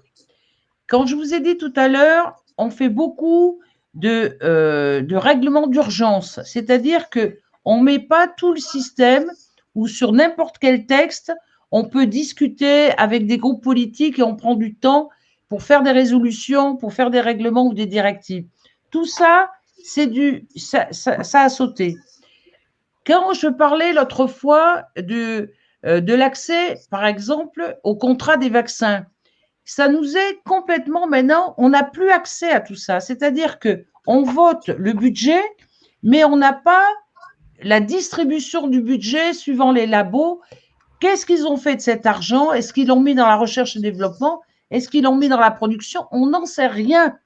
Et à l'heure actuelle, ils veulent faire passer maintenant, ils vont créer une nouvelle agence qu'on appelle HERA. Eh bien, c'est pareil, c'est des partenariats publics-privés. On va lancer énormément d'argent, alors sur d'autres vaccins à ARN messager ou sur même des traitements. On ne nous donne pas le nom des traitements où on va mettre l'argent. Enfin, j'ai jamais vu ça, moi. J'ai jamais vu comment on détourne l'aspect démocratique et l'aspect débat qui est quand même le rôle du Parlement. Et puis, le deuxième aspect que je voudrais dire, c'est sur les médias. Parce que dès que vous pensez un peu différemment, eh bien, les médias classiques, que ce soit France Info, France Inter, France 2, France 3, tout ça, vous êtes exclus parce qu'il faut que le discours soit homogène. S'il y a des gens qui commencent à poser des questions, ben vous êtes exclus de ces médias-là. Et alors, qui reste comme médias? Ben, c'est des médias soit financés par Poutine, soit des médias d'extrême droite. Et c'est-à-dire que vous ne pouvez plus vous exprimer parce que vous n'avez pas envie d'être catalogué extrême droite ou pro-Poutine. Et donc, je trouve ça très, très alarmant. Et alors, quand je parle des citoyens, alors les citoyens sont complètement infantilisés et on se sert de cette mesure d'urgence qui a été votée pour dire, eh bien, on passe en force. Eh bien, à tous les niveaux, on le voit à l'heure actuelle. Mais alors, ce qui est le plus dramatique, c'est que si les députés réagissaient à ça, mais ils sont tellement soumis à la peur liée au Covid qu'ils disent, bon, ben, on ne va pas réagir, même si toutes les normes ne sont pas respectées, on va accepter ce qu'on nous soumet. Et ça, c'est ça qui est grave. C'est l'espèce de soumission des gens en fonction de leur boulot qui ne devraient jamais accepter. Parce que c'est le début de la fin, ça. Je voudrais rebondir sur ce que vous dites et ce qu'avait dit Laurent au sujet des policiers et puis de la folie, de l'hystérie administrative dont Laurent a parlé. Tout à fait. Effectivement, on peut se dire que face à un déferlement totalitaire potentiel, il risque d'y avoir un déferlement de violence en face. C'est-à-dire une réaction, puisque je n'ai aucun pouvoir, puisque je n'ai plus rien à gagner dans ce système, j'ai aussi plus rien à perdre. Et donc voilà. Sauf que on a déjà vu que la répression a été extrêmement brutale pour les gilets jaunes. Certains ont perdu des yeux, des mains, ont été voilà. Alors même que l'intention paraissait très juste initialement. Et donc la question que peuvent se poser les gens là pour sortir un peu du marasme et puis finalement on vous donne un cadre d'intelligibilité qui est extrêmement inquiétant quelque part, qui vous dit mais il y a quelque chose qui se passe réellement là. Et la question que vous devez vous poser en termes de citoyenneté, c'est qu'est-ce que je peux faire? Qu'est-ce que je peux faire? Qu'est-ce que je peux faire? Et je crois qu'il y a énormément de choses à faire. Michel Rivasi le fait, nous tous qui sommes là le faisons, et on est dans un moment de nécessité de réempuissantement pour chacun. Et si le monde numérique prend doucement le pouvoir sur la démocratie, ben je crois qu'il faut tenir le terrain du monde numérique dans des manifestations numériques. Certains ont peut-être déjà vu le fait que des petits porteurs se sont groupés sur Wall Street et ont réussi à faire tomber des géants de Wall Street. Certains ont peut-être déjà vu que des manifestations numériques ont empêché certaines choses d'arriver. Donc, je crois qu'il faut investir aussi ce champ-là, peut-être aussi celui de la rue, je n'en sais rien. En tout cas, vous savez qu'à Info-Covid, on pense qu'il y a une troisième voie qui est celle de la non-violence, celle du boycott et du boycott. Et que si on est dans un système plutocratique, comme certains l'ont dit là, finalement, travailler sur ce que c'est que l'outil monétaire et qu'est-ce que c'est que la puissance de l'argent, à quoi il sert, et boycotter en fait les structures qu'on nous propose, c'est-à-dire accepter de boycotter le voyage pendant un certain temps si on nous soumet un pass vaccinal, finalement est extrêmement efficace. Vous vous souvenez que Rosa Parks, les bus de la ségrégation n'ont pas été arrêtés par l'État, ils ont été arrêtés par les compagnies de bus eux-mêmes, parce que finalement elles perdaient trop d'argent à partir du moment où les personnes afro-américaines ne prenaient plus l'autobus, quoi. Et donc elles ont demandé à l'État d'arrêter ce système de la ségrégation. Oui, merci à tous. Merci Louis. Je pense qu'effectivement, la priorité, c'est de lutter contre la pensée unique dont on a parlé parce qu'elle est vraiment destructive et elle ne nous permet pas de nous réunir. Nous sommes forts de notre multitude, nous sommes forts de notre diversité. Et je crois que c'est très important qu'on accepte cette diversité. On peut avoir des avis différents, heureusement. On peut voir les choses différemment. L'important, c'est qu'on essaie d'avancer ensemble et qui est moins, effectivement, disons qu'on essaie de retrouver une forme de démocratie. Est-ce que ça passera par les votes dans les prochaines élections? J'en suis pas sûr. Est-ce que ça passera, comme tu l'as dit, par l'information que nous allons faire circuler? Et on remercie tous les internautes de pouvoir partager nos vidéos. Il faut aussi, c'est très important, essayer de transporter, de diffuser une information la plus objective possible, qu'elle ne soit pas violente, qu'elle ne soit pas agressive. On n'est pas là pour être contre, on essaie de trouver des solutions pour. Michel vient de parler de la peur des députés face au Covid. Moi, je suis désespéré quand j'entends ça.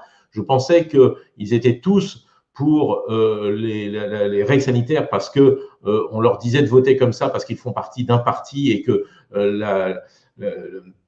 la règle veut qu'on soutienne son parti. Mais si c'est pour des raisons de peur, c'est dramatique parce que franchement, moi, autour de moi, mes patients, mes amis, mes proches, on n'a absolument pas peur parce qu'on sait que c'est une maladie qui se soigne. Je le répète à chaque fois que je prends la parole, j'ai 0 décès, une seule hospitalisation. On est des centaines de médecins à avoir la même expérience. C'est une maladie qui n'est pas bénigne. On peut avoir des formes assez cognées. Ça se soigne très bien à la maison à condition que les gens prennent des traitements, se soignent, ne restent pas seuls, isolés. Ça, c'est très, très important. Et la peur doit s'éloigner. La peur doit s'éloigner. Bon, voilà. Je ne sais pas si d'autres veulent prendre la parole. Sinon, on va passer la parole parce que le temps passe à Hélène. Alors, parmi les choix que nous avons à faire, il y a encore le choix de la vaccination. Elle n'est pas encore obligatoire. Hélène va nous parler de la vaccination chez les femmes enceintes, qui, comme chez les enfants, est quelque chose qui pose un vrai problème, à la fois scientifique, mais aussi éthique. Et je crois qu'on a intérêt à faire remonter un petit peu toutes ces réflexions au-delà de la science sur l'éthique. C'est un peu finalement ce que nous ont raconté aujourd'hui Michel Rivasi et Laurent Mucchielli. Il y a des questions philosophiques, il y a des questions éthiques. Hélène, donc je te laisse te présenter. Tu es un pilier du CSI, donc je ne vais pas prendre plus de temps et je te passe la parole pour cette intervention sur la vaccination et les femmes enceintes. Bonsoir, donc moi je suis Hélène Banoud, membre du CSI, je suis pharmacien biologiste. Alors Eric au début a dit que je suis virologue, il a un peu exagéré, c'est vrai que je viens de publier un article de virologie, une revue de la littérature, donc j'ai un petit peu le droit de parler de virus, voilà. Alors moi je vais essayer de répondre à la question, faut-il vacciner les femmes enceintes? Et pour ça, pour répondre à cette question, on va prendre le rapport du bénéfice-risque du vaccin. Diapo suivante, voilà. Est-ce que le vaccin, déjà je vous fais un petit résumé de ce que je vais dire, comme ça pour les personnes qui n'ont malheureusement pas le temps d'écouter, je vais être brève. Est-ce que les vaccins sont efficaces contre une maladie qui serait potentiellement dangereuse pour les femmes enceintes?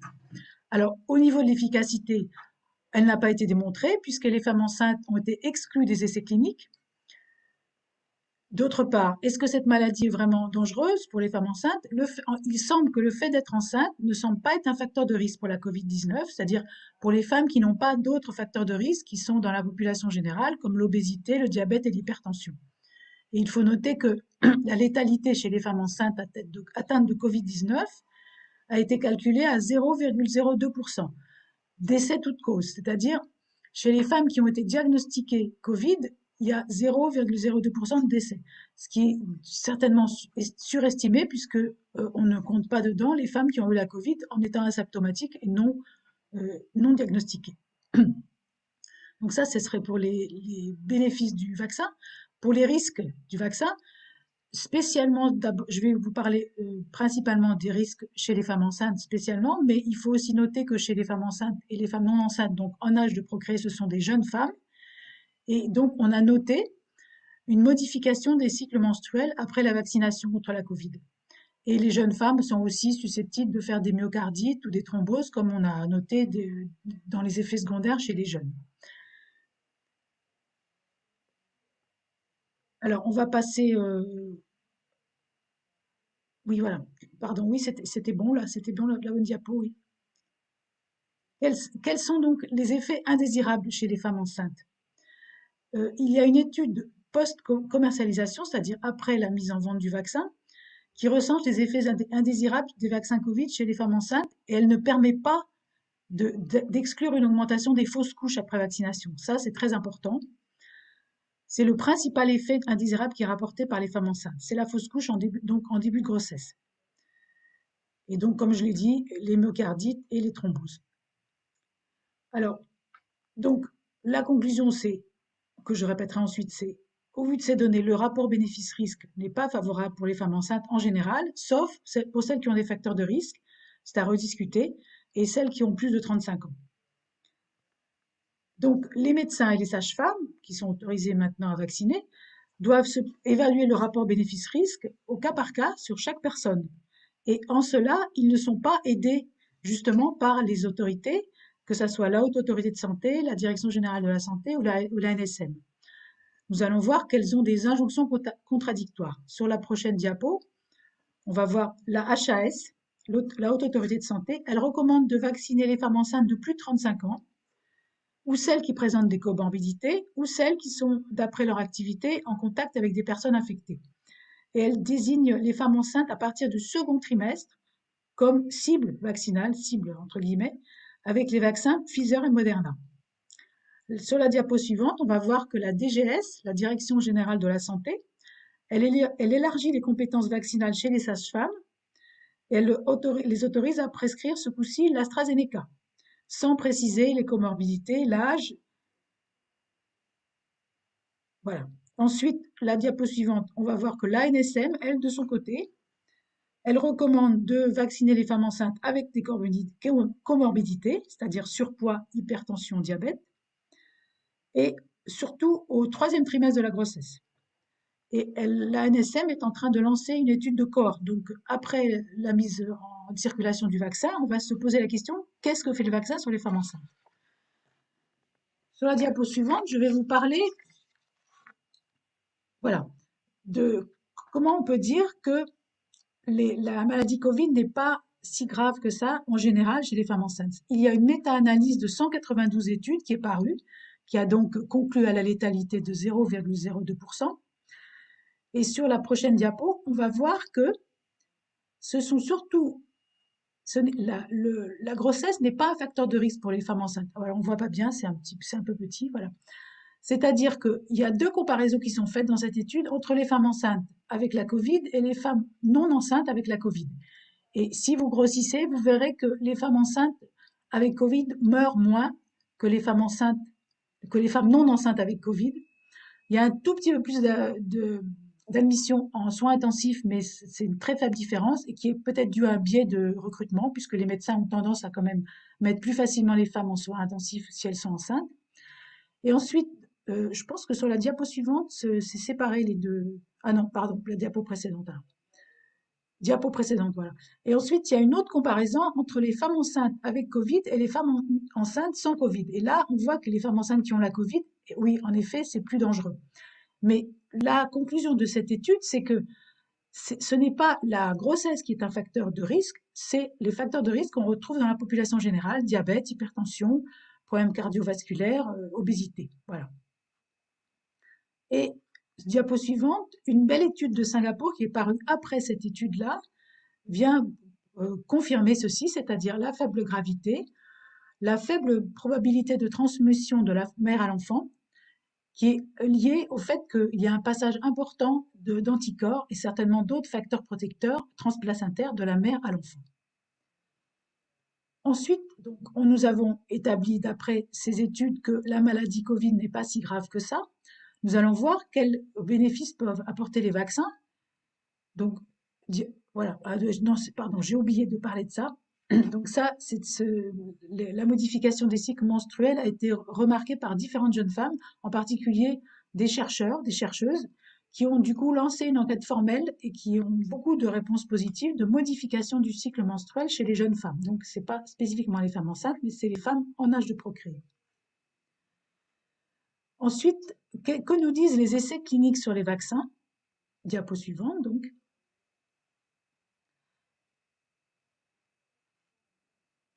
Donc on va se fonder sur une étude post-commercialisation qui a été publiée par des scientifiques du CDC américain, dont certains ont des actions chez les fabricants de vaccins. Cette étude ne permet pas, pour l'instant, d'exclure une augmentation des fausses couches après vaccination. On va voir pourquoi sur la diapo suivante.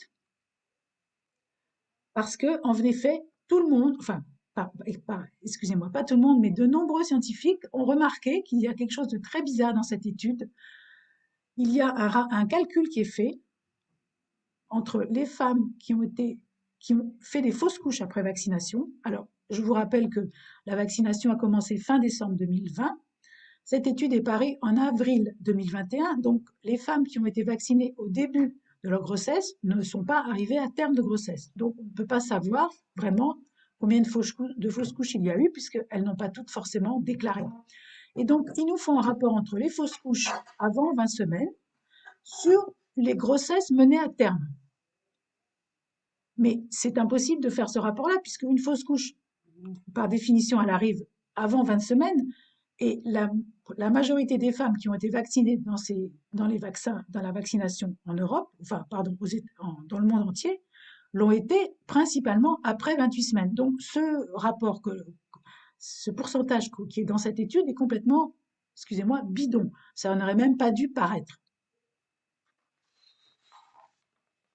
Sur la diapo suivante, on peut voir que les auteurs sont gênés aux entournures parce qu'ils concluent en disant que la proportion de femmes enceintes ayant déclaré un avortement spontané peut ne pas refléter les proportions post-vaccinales réelles, puisque les grossesses n'ont pas été menées à terme au moment de la publication de l'article.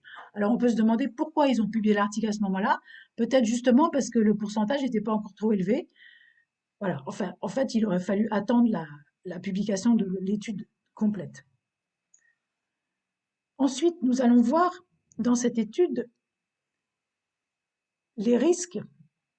Ah oui, autre conclusion des auteurs. Alors là, on leur a pas demandé de parler du vaccin anti-grippe H1N1 de 2009, mais ils se sentent quand même obligés de le faire en rappelant que la fausse couche était l'événement principal rapporté par les femmes enceintes ayant reçu le vaccin. Donc on sent qu'ils sont gênés, qu'ils veulent quand même mettre en garde contre la vaccination chez les femmes enceintes et les risques de fausse couche. Dans cette même étude, donc, tous les autres risques, tous les autres effets indésirables ont été étudiés.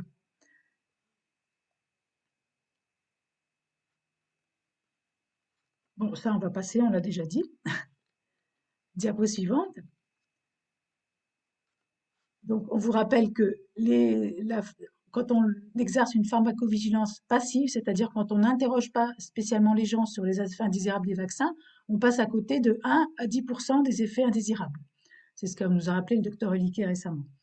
Donc là, dans la diapo suivante, on va voir dans cette étude, toujours la même que j'ai citée précédemment, quels sont les effets indésirables. Cette fois-ci, on a une pharmacovigilance quasiment active puisque les femmes ont été incitées régulièrement par smartphone à rapporter leurs effets indésirables. Et on s'aperçoit que les effets sont beaucoup plus importants après la deuxième dose de vaccin.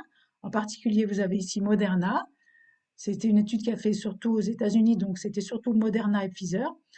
Donc 75% déclarent un épuisement, c'est-à-dire une grosse fatigue, 70% des maux de tête, 70% des myalgies. Avec Pfizer, on a à peu près les mêmes taux, un petit peu inférieurs.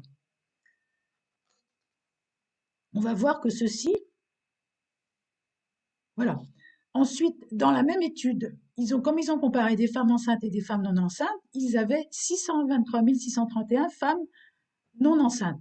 Et on leur a demandé de déclarer quels effets graves elles ont subis.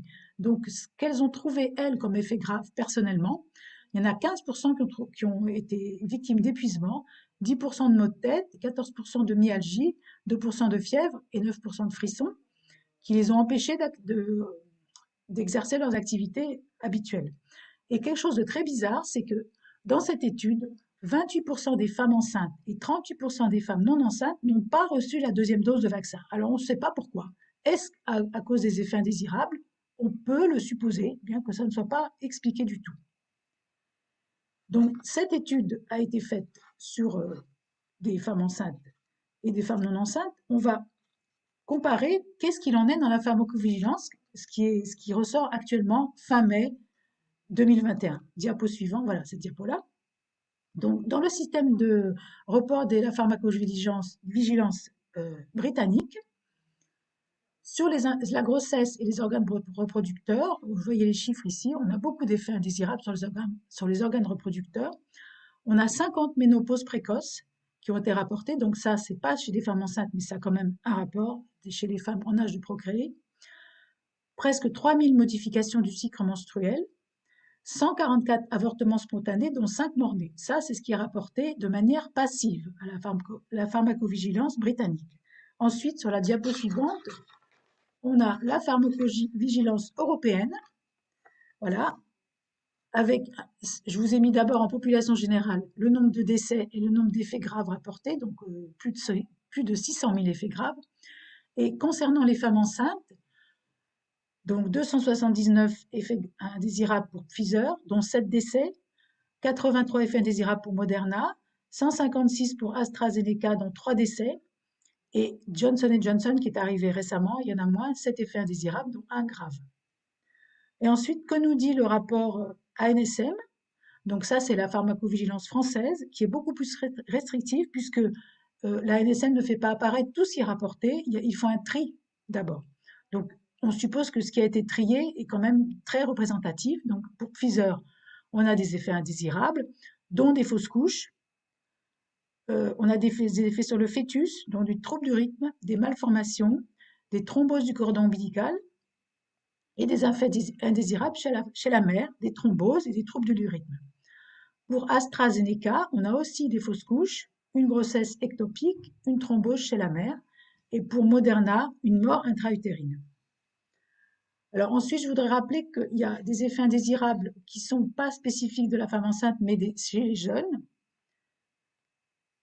Ah oui, j'ai oublié de vous dire ça, que donc l'ANSM reconnaît que les fausses couches, ça peut être un problème et qu'il faut être vigilant dessus. Donc, diapo suivante sur les effets indésirables sur les jeunes. Donc, le ministère de la Santé israélien a admis que dans un cas pour 3 à 6 000 vaccinés, chez les 16-30 ans, il y a un risque accru de myocardite. Bon, là, je vous ai mis une diapo, c'est une télé israélienne sur Twitter, mais maintenant, ça vient de sortir sur Science Magazine, donc ça a été confirmé. La diapo suivante. L'Agence européenne du médicament se préoccupe aussi des myocardites chez les jeunes, donc ça, c'est confirmé aussi. Et la diapo suivante. Donc, en conclusion, donc ce que je vous ai dit au début, le rapport bénéfice-risque de ce vaccin ne semble pas du tout favorable pour les femmes enceintes en général. Pour les femmes enceintes de plus de 35 ans ou qui ont des facteurs de risque comme obésité, diabète ou hypertension, la maladie Covid peut être embêtante, comme dans la population générale, mais les essais de vaccins ne permettent pas de conclure, puisque les femmes enceintes ont été exclues des essais de vaccins. Donc, les essais ne permettent pas de conclure ni sur l'efficacité, ni sur la sécurité. Donc, les médecins et les sages-femmes doivent évaluer le rapport bénéfice-risque pour chaque patiente, et pour cela, nous avons vu qu'ils ne sont pas aidés par les autorités, en particulier françaises, puisque leurs injonctions sont contradictoires. Voilà, je vous remercie. Vous pouvez poser des questions, j'espère que je n'ai pas été trop longue. Merci beaucoup, Hélène. On se fait une soirée où on se remonte le moral, là, vous avez compris? Oui, j'espère que pour les cœurs, ouais. Et en même temps, c'est pas parce que c'est inquiétant qu'il ne faut pas en parler, bien au contraire. Et merci vraiment, Hélène, de cette présentation, tout à fait dans le timing. Bon, j'ai envie de dire malheureusement très clair. Je voudrais vraiment rappeler une chose, parce que j'en ai débattu aujourd'hui aussi avec d'autres confrères et consoeurs. On entend dire, et c'est une réalité, que il y a des femmes enceintes qui sont hospitalisées parce qu'elles ont attrapé le Covid, qu'il peut y avoir des fausses couches dans ces cas-là. Le problème dans les études sur Covid et femmes enceintes, parce que c'est bien comme ça qu'on établit le bénéfice-risque, il faut déjà voir le risque de la maladie. Est-ce qu'on va faire gagner à toutes ces femmes beaucoup de choses? On se rend compte qu'en fait, ce n'est pas la grossesse qui est en cause, mais l'obésité. La plupart du temps, ce sont des femmes qui étaient déjà obèses avant de commencer leur grossesse, qui ont pris énormément de poids pendant leur grossesse. On retrouve d'ailleurs exactement la même chose avec la grippe. La grippe n'est dangereuse chez la femme enceinte que chez la femme enceinte obèse. Donc, je n'ai pas d'avis sur la question, est-ce qu'il faudrait vacciner les femmes enceintes obèses pour leur limiter ce risque? Mais une chose est sûre, une femme enceinte de poids normal au départ de la grossesse et qui prend, on va dire, entre 9 et 12 kilos pendant sa grossesse, n'a absolument pas de risque augmenté. Et ça, il est très important, et je pense que d'ailleurs, on s'y penchera un de ces jours au CSI, de différencier quelles sont les femmes enceintes qui souffrent vraiment de la maladie, de la même façon qu'il y a 9 décès en tout en France chez les enfants. Ce sont tous des enfants qui avaient d'énormes malformations ou maladies graves, maladies génétiques, cancers, etc. Ce n'est pas des enfants tout venant. Un enfant en santé normale, je vais dire, n'a aucun risque. Et je dis ça pour rassurer d'abord les femmes enceintes vis-à-vis de la maladie et pour rebondir sur cette très bonne analyse du bénéfice-risque que tu nous as faite, parce que le risque de la maladie chez les femmes enceintes, il est concentré sur un très petit nombre de femmes à cause du surpoids. Est-ce que tu confirmes, est-ce que tu as vu ces chiffres? Ton micro. Oui, j'ai peut-être été un peu vite parce que je voulais pas dépasser le temps, mais j'ai pas assez insisté sur le fait que cette étude qui compare les femmes enceintes avec Covid et les femmes enceintes sans Covid d'un côté et de l'autre côté les femmes enceintes avec Covid et les femmes non enceintes avec Covid, c'est un peu compliqué. Bon, ce qu'il en ressort, c'est que ce qui est le facteur de gravité, ce sont les mêmes que dans la population générale, c'est obésité, hypertension, diabète, et ce n'est pas le fait d'être enceinte. Le fait d'être enceinte pour une femme en bonne santé n'est pas un facteur de risque supplémentaire pour la Covid. C'est ce qui ressort de cette étude. Alors, ils le disent pas aussi clairement, mais franchement, on peut pas en conclure autre chose. Voilà. Oui, je crois que c'est important d'abord pour assurer d'éventuelles femmes enceintes qui nous écoutent et effectivement pour réévaluer avec ces regards-là le bénéfice-risque du vaccin, parce que le vaccin chez les jeunes, comme tu l'as dit, bon, évidemment par définition les femmes enceintes sont des femmes jeunes, et si on prend les jeunes en général, au-delà de la grossesse, le bénéfice-risque est très faible, pour pas dire négatif, puisque il n'y a pas de risque de la maladie chez les jeunes. Je crois qu'il faut vraiment le dire. Donc, on nous dit qu'il faut vacciner les jeunes pour des raisons altruistes. Faut-il vacciner les femmes enceintes pour des raisons altruistes? Faut-il risquer autant de fausses couches, comme tu as montré dans les études sur les vaccins, pour des raisons soi-disant altruistes? C'est-à-dire, est-ce qu'il faut tuer des enfants, des fœtus, pour essayer de sauver des personnes âgées qui ont plus de risques de faire de formes graves? Et je crois que cette question éthique doit être posée à la population. Et ce n'est pas à un ministre ou à même quelques députés d'ailleurs de prendre la décision. Ça devrait être réfléchi au niveau national. Je ne sais pas ce que vous en pensez. Déjà, il y a une réponse biologique puisque il n'est pas démontré que le vaccin empêche la transmission. Ça, c'est pas démontré puisqu'il y a déjà beaucoup de vaccinés. Enfin, il y a des vaccinés qui font la maladie et donc qui transmettent le virus. Donc, déjà au niveau biologique. Après, pour la question éthique, je vous laisse répondre. La parole est au centre. Moi, je pense que c'est plus qu'une question éthique, c'est une question de société. La vie d'un enfant, la vie d'un bébé qui a, on va dire, plus de 80 ans à vivre, à mon sens, après la question se pose, est-ce qu'elle a plus de prix que la vie d'une personne qui a déjà vécu toute sa vie, qui a plus de 85 ans? Voilà. Je pense que c'est une vraie question de société. Et moi, je trouve ça malheureux finalement que cette question se pose. Enfin, cette question se pose parce que c'est normal qu'on pose la question, mais cette question, comme tu le dis, Emmanuel, finalement, il faut la poser à ces personnes de 85 ans. Est-ce que vous avez envie qu'on fasse prendre des risques à vos enfants, vos petits-enfants, pour peut-être réduire votre risque à vous de forme grave? Et encore, dans cette discussion éthique, on ne prend pas en compte l'existence d'un traitement efficace qui réglerait la question encore plus vite. Oui, alors, je pense que avec la vaccination des femmes enceintes, comme ce qui se passe avec la vaccination des enfants, on passe un cran supplémentaire. Quand on vaccine des gens qui sont plus en âge de se reproduire, ou des gens qui sont âgés, qu'on a beaucoup de mortalité, comme on le voit un petit peu partout, c'est vraiment très embêtant. Mais on peut se dire que d'ici 20 ans, 30 ans ou 40 ans, ce risque aura disparu puisque ces gens-là ne seront plus là. Quand on s'attaque aux enfants, comme on veut le faire maintenant, on va beaucoup plus loin puisque alors qu'il y a tant d'hypothèques sur les conséquences du vaccin et tant de décès, eh bien, on est en train d'hypothéquer les générations suivantes. Et quand on va s'attaquer aux femmes enceintes et donc au passage intra-utérin ou au passage dans le lait maternel, puisque là aussi, on n'a aucune étude réelle qui a été faite, eh bien, on est en train de faire quelque chose qui peut peut-être remettre en cause la survie globale de l'humanité. Et pour avoir suivi les chats tout au long de cette conférence, il y a énormément de réactions de révolte, de colère. Comment peut-on faire ou dire une chose pareille? Comment peut-on jouer avec ça? Comment peut-on vacciner les femmes enceintes? Et j'ai l'impression que la vaccination des femmes enceintes comme celle d'enfants, c'est la ligne rouge qu'il ne fallait pas dépasser, parce que là, on entre dans une incertitude de survie de l'humanité qui devient extrêmement préoccupante. Michel, puisque vous nous faites l'honneur et le plaisir d'être toujours avec nous, est-ce que ces questions éthiques sont débattues au Parlement, à côté des questions économiques du pass sanitaire?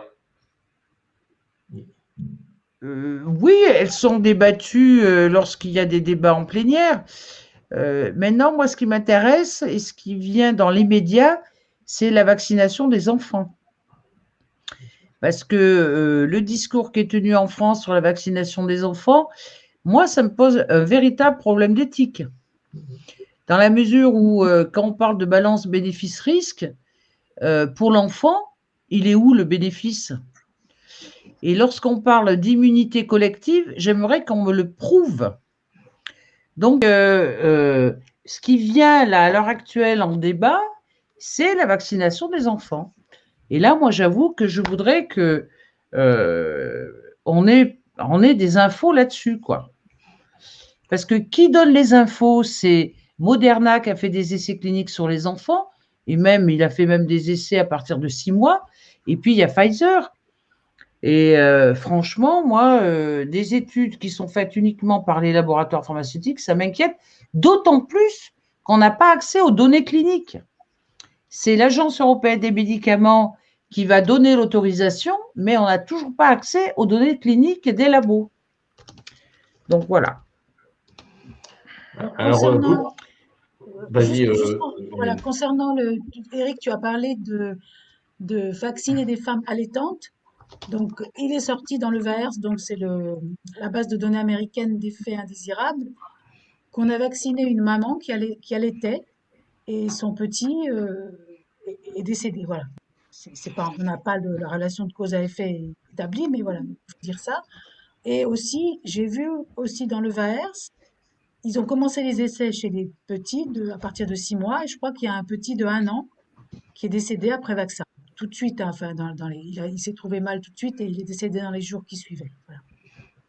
Et sinon, pour la vaccination des enfants, j'en ai parlé, donc c'est déjà reconnu par le gouvernement israélien. Il y a on a noté des myocardites chez les 16-24 ans.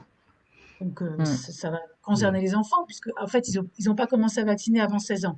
Mais forcément, si on commence à vacciner à 12 ans, on va trouver des myocardites aussi. Et d'autres effets indésirables, mais là, c'était très net. Oui, Michel, merci de nous relancer sur la vaccination de l'enfant. Ça sera, je ferai une intervention jeudi prochain dans le cadre du CSI sur ce sujet, parce que je viens d'écrire un article.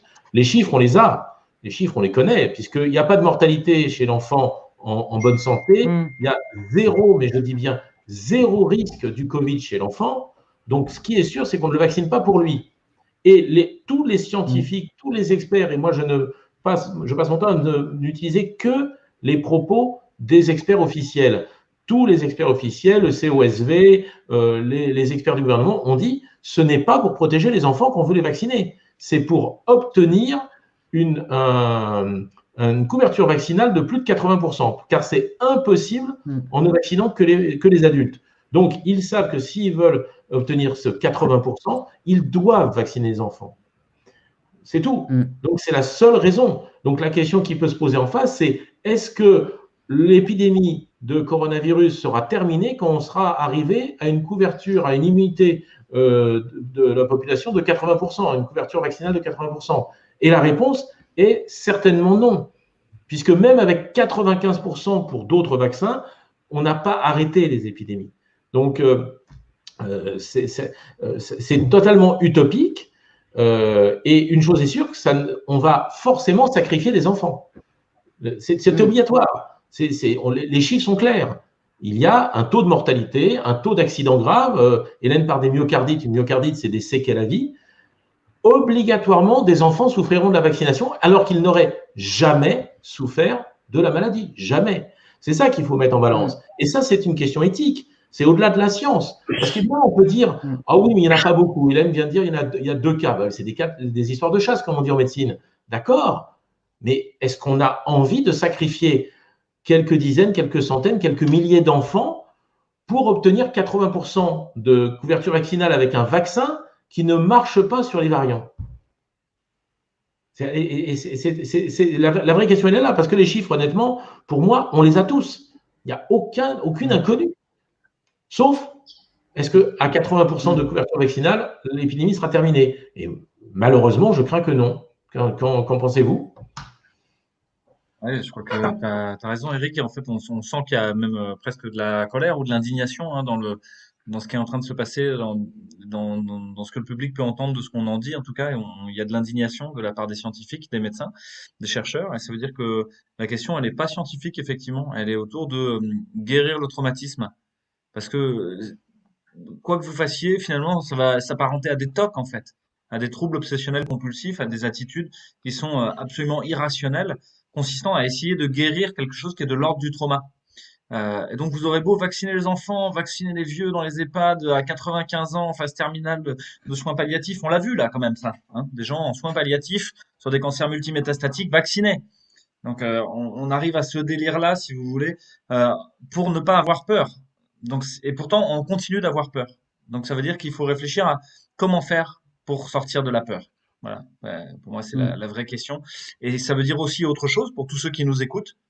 Protégez vos enfants.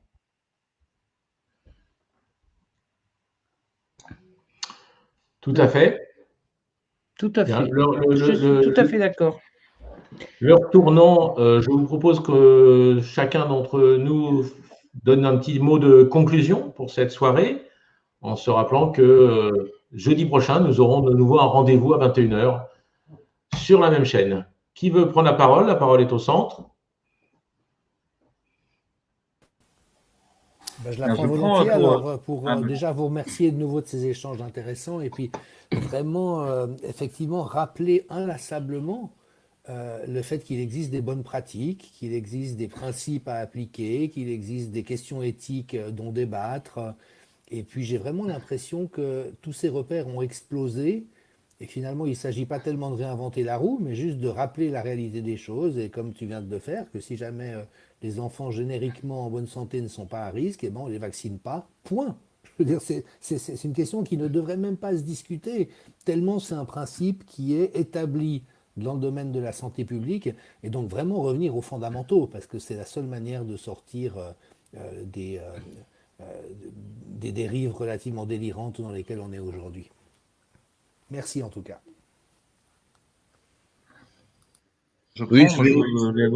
Bon, merci aussi tous d'être là, en fait, qu'on se serre les coudes, parce que c'est dans ce moment-là, en fait, qu'on a besoin de sentir qu'il y a des gens autour, donc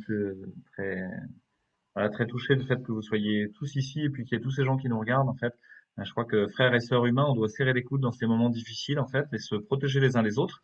C'est peut-être ce qui a poussé par les Anglais ou les Américains à aller jusqu'à la Habeas Corpus, à la Magna Carta, à refuser finalement l'arbitraire du pouvoir dans cette espèce de côté totalitariste qui consiste à rentrer en vous et à rentrer dans tous les aspects de votre vie, une espèce de culture de la pénétration de l'autre en fait, sans consentement. Donc je pense que si vous ne consentez pas, il n'y a rien à laisser passer en fait. Cette soirée, elle peut être un peu difficile par rapport à certaines autres du Conseil scientifique indépendant. On sort pas indemne des 3 sessions qu'on a eues là. Hein. Je suis un peu plombé. Il va falloir se ressourcer et trouver des pistes d'espoir. En tout cas, merci beaucoup. Bonne soirée à vous.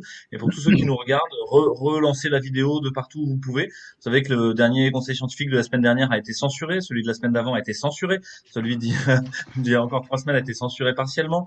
On souffre de cette censure de manière très importante. Alors, dans tout ce qu'on a dit, il n'y a pas une seule data scientifique qui soit juste même discutable, en fait.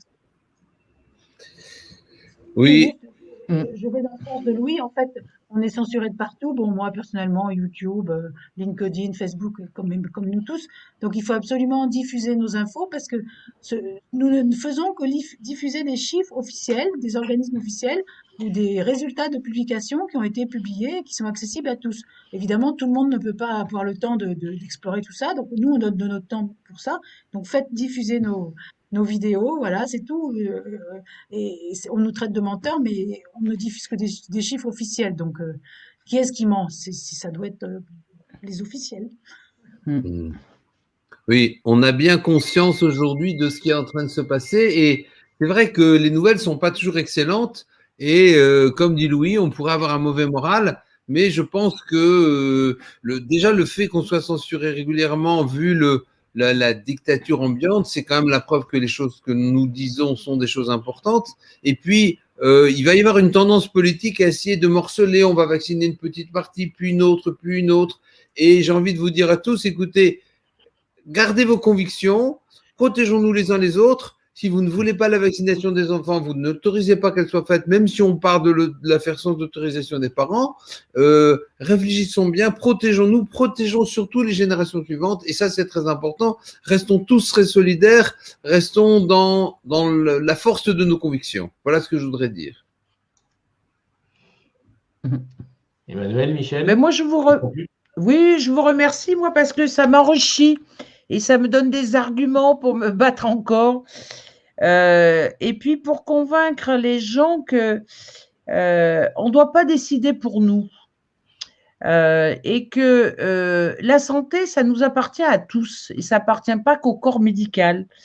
Parce que très souvent, on vous dit, mais c'est les médecins qui ont parlé, etc. Mais quel médecin, quel labo? Il faut toujours resituer les choses dans leur contexte et vraiment dire qu'on est on est acteur de notre santé à nous et on est acteur aussi de notre vie. C'est pour ça que je vous ai posé le problème des enfants. Il y a les femmes enceintes, mais les enfants, pour moi, c'est là où il faut vraiment interpeller sur les risques qu'on va leur faire courir alors qu'ils n'ont aucun risque de prendre le Covid. Bon, à part cas particulier qu'on connaît pour les autres, mais je trouve que on est en train de les culpabiliser indirectement et de culpabiliser les parents en disant si vous ne faites pas vacciner vos enfants, ben, ils pourront transmettre le virus aux personnes âgées, etc. Et ça, je trouve ça terrible. Et donc, voilà, c'est pour ça que je vous posais cette question et merci de tous ces échanges. Et en même temps, sachez quand même qu'il y a des gens qui se bagarrent, quoi. C'est pas, il n'y a pas que des moutons, hein. Voilà. Ils sont nombreux et ils étaient d'ailleurs nombreux aujourd'hui à être branchés en direct et on sait qu'ils sont nombreux. Qu'on a quelques députés, quelques sénateurs qui nous aident beaucoup et que beaucoup de gens se luttent. Emmanuel, tu voulais dire un dernier mot? Oui, ben, j'ai trouvé cette soirée encore très intéressante avec 3 belles présentations. Ce que je voudrais simplement dire à tous les parents en fait, qui nous regardent, c'est que ben, c'est leurs enfants. Vous êtes responsables de vos enfants. Et il faut pas écouter un tel ou un tel. Vous avez au fond de vous savez très bien ce qui est le mieux pour vos enfants. Et donc voilà. C'est tout ce que je voudrais dire. Et puis j'en profite aussi pour dire à tous ceux qui n'ont pas le moral que Essa Mobala, en fait, il me propose ce qu'on appelle l'heure du cœur. Donc en fait, c'est pas une méditation, mais en fait, voilà, c'est quelque chose de très sympathique. Vous pouvez directement vous abonner à sa chaîne qui a été également censurée par YouTube. Donc, Essa Mobala. Voilà, je fais un peu de pub.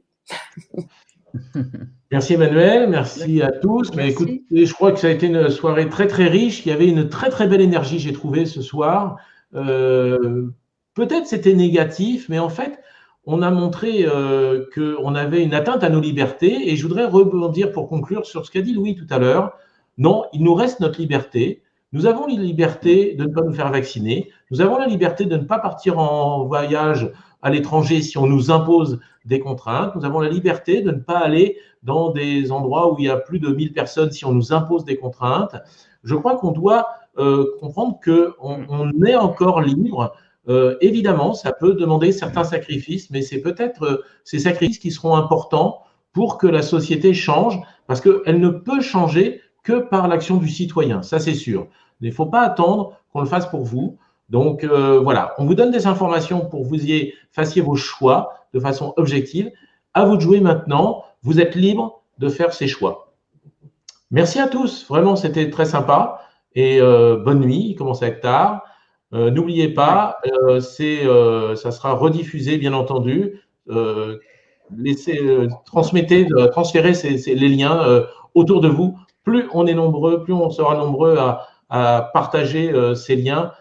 plus l'information passera, plus on a de chances de progresser. Merci à tous.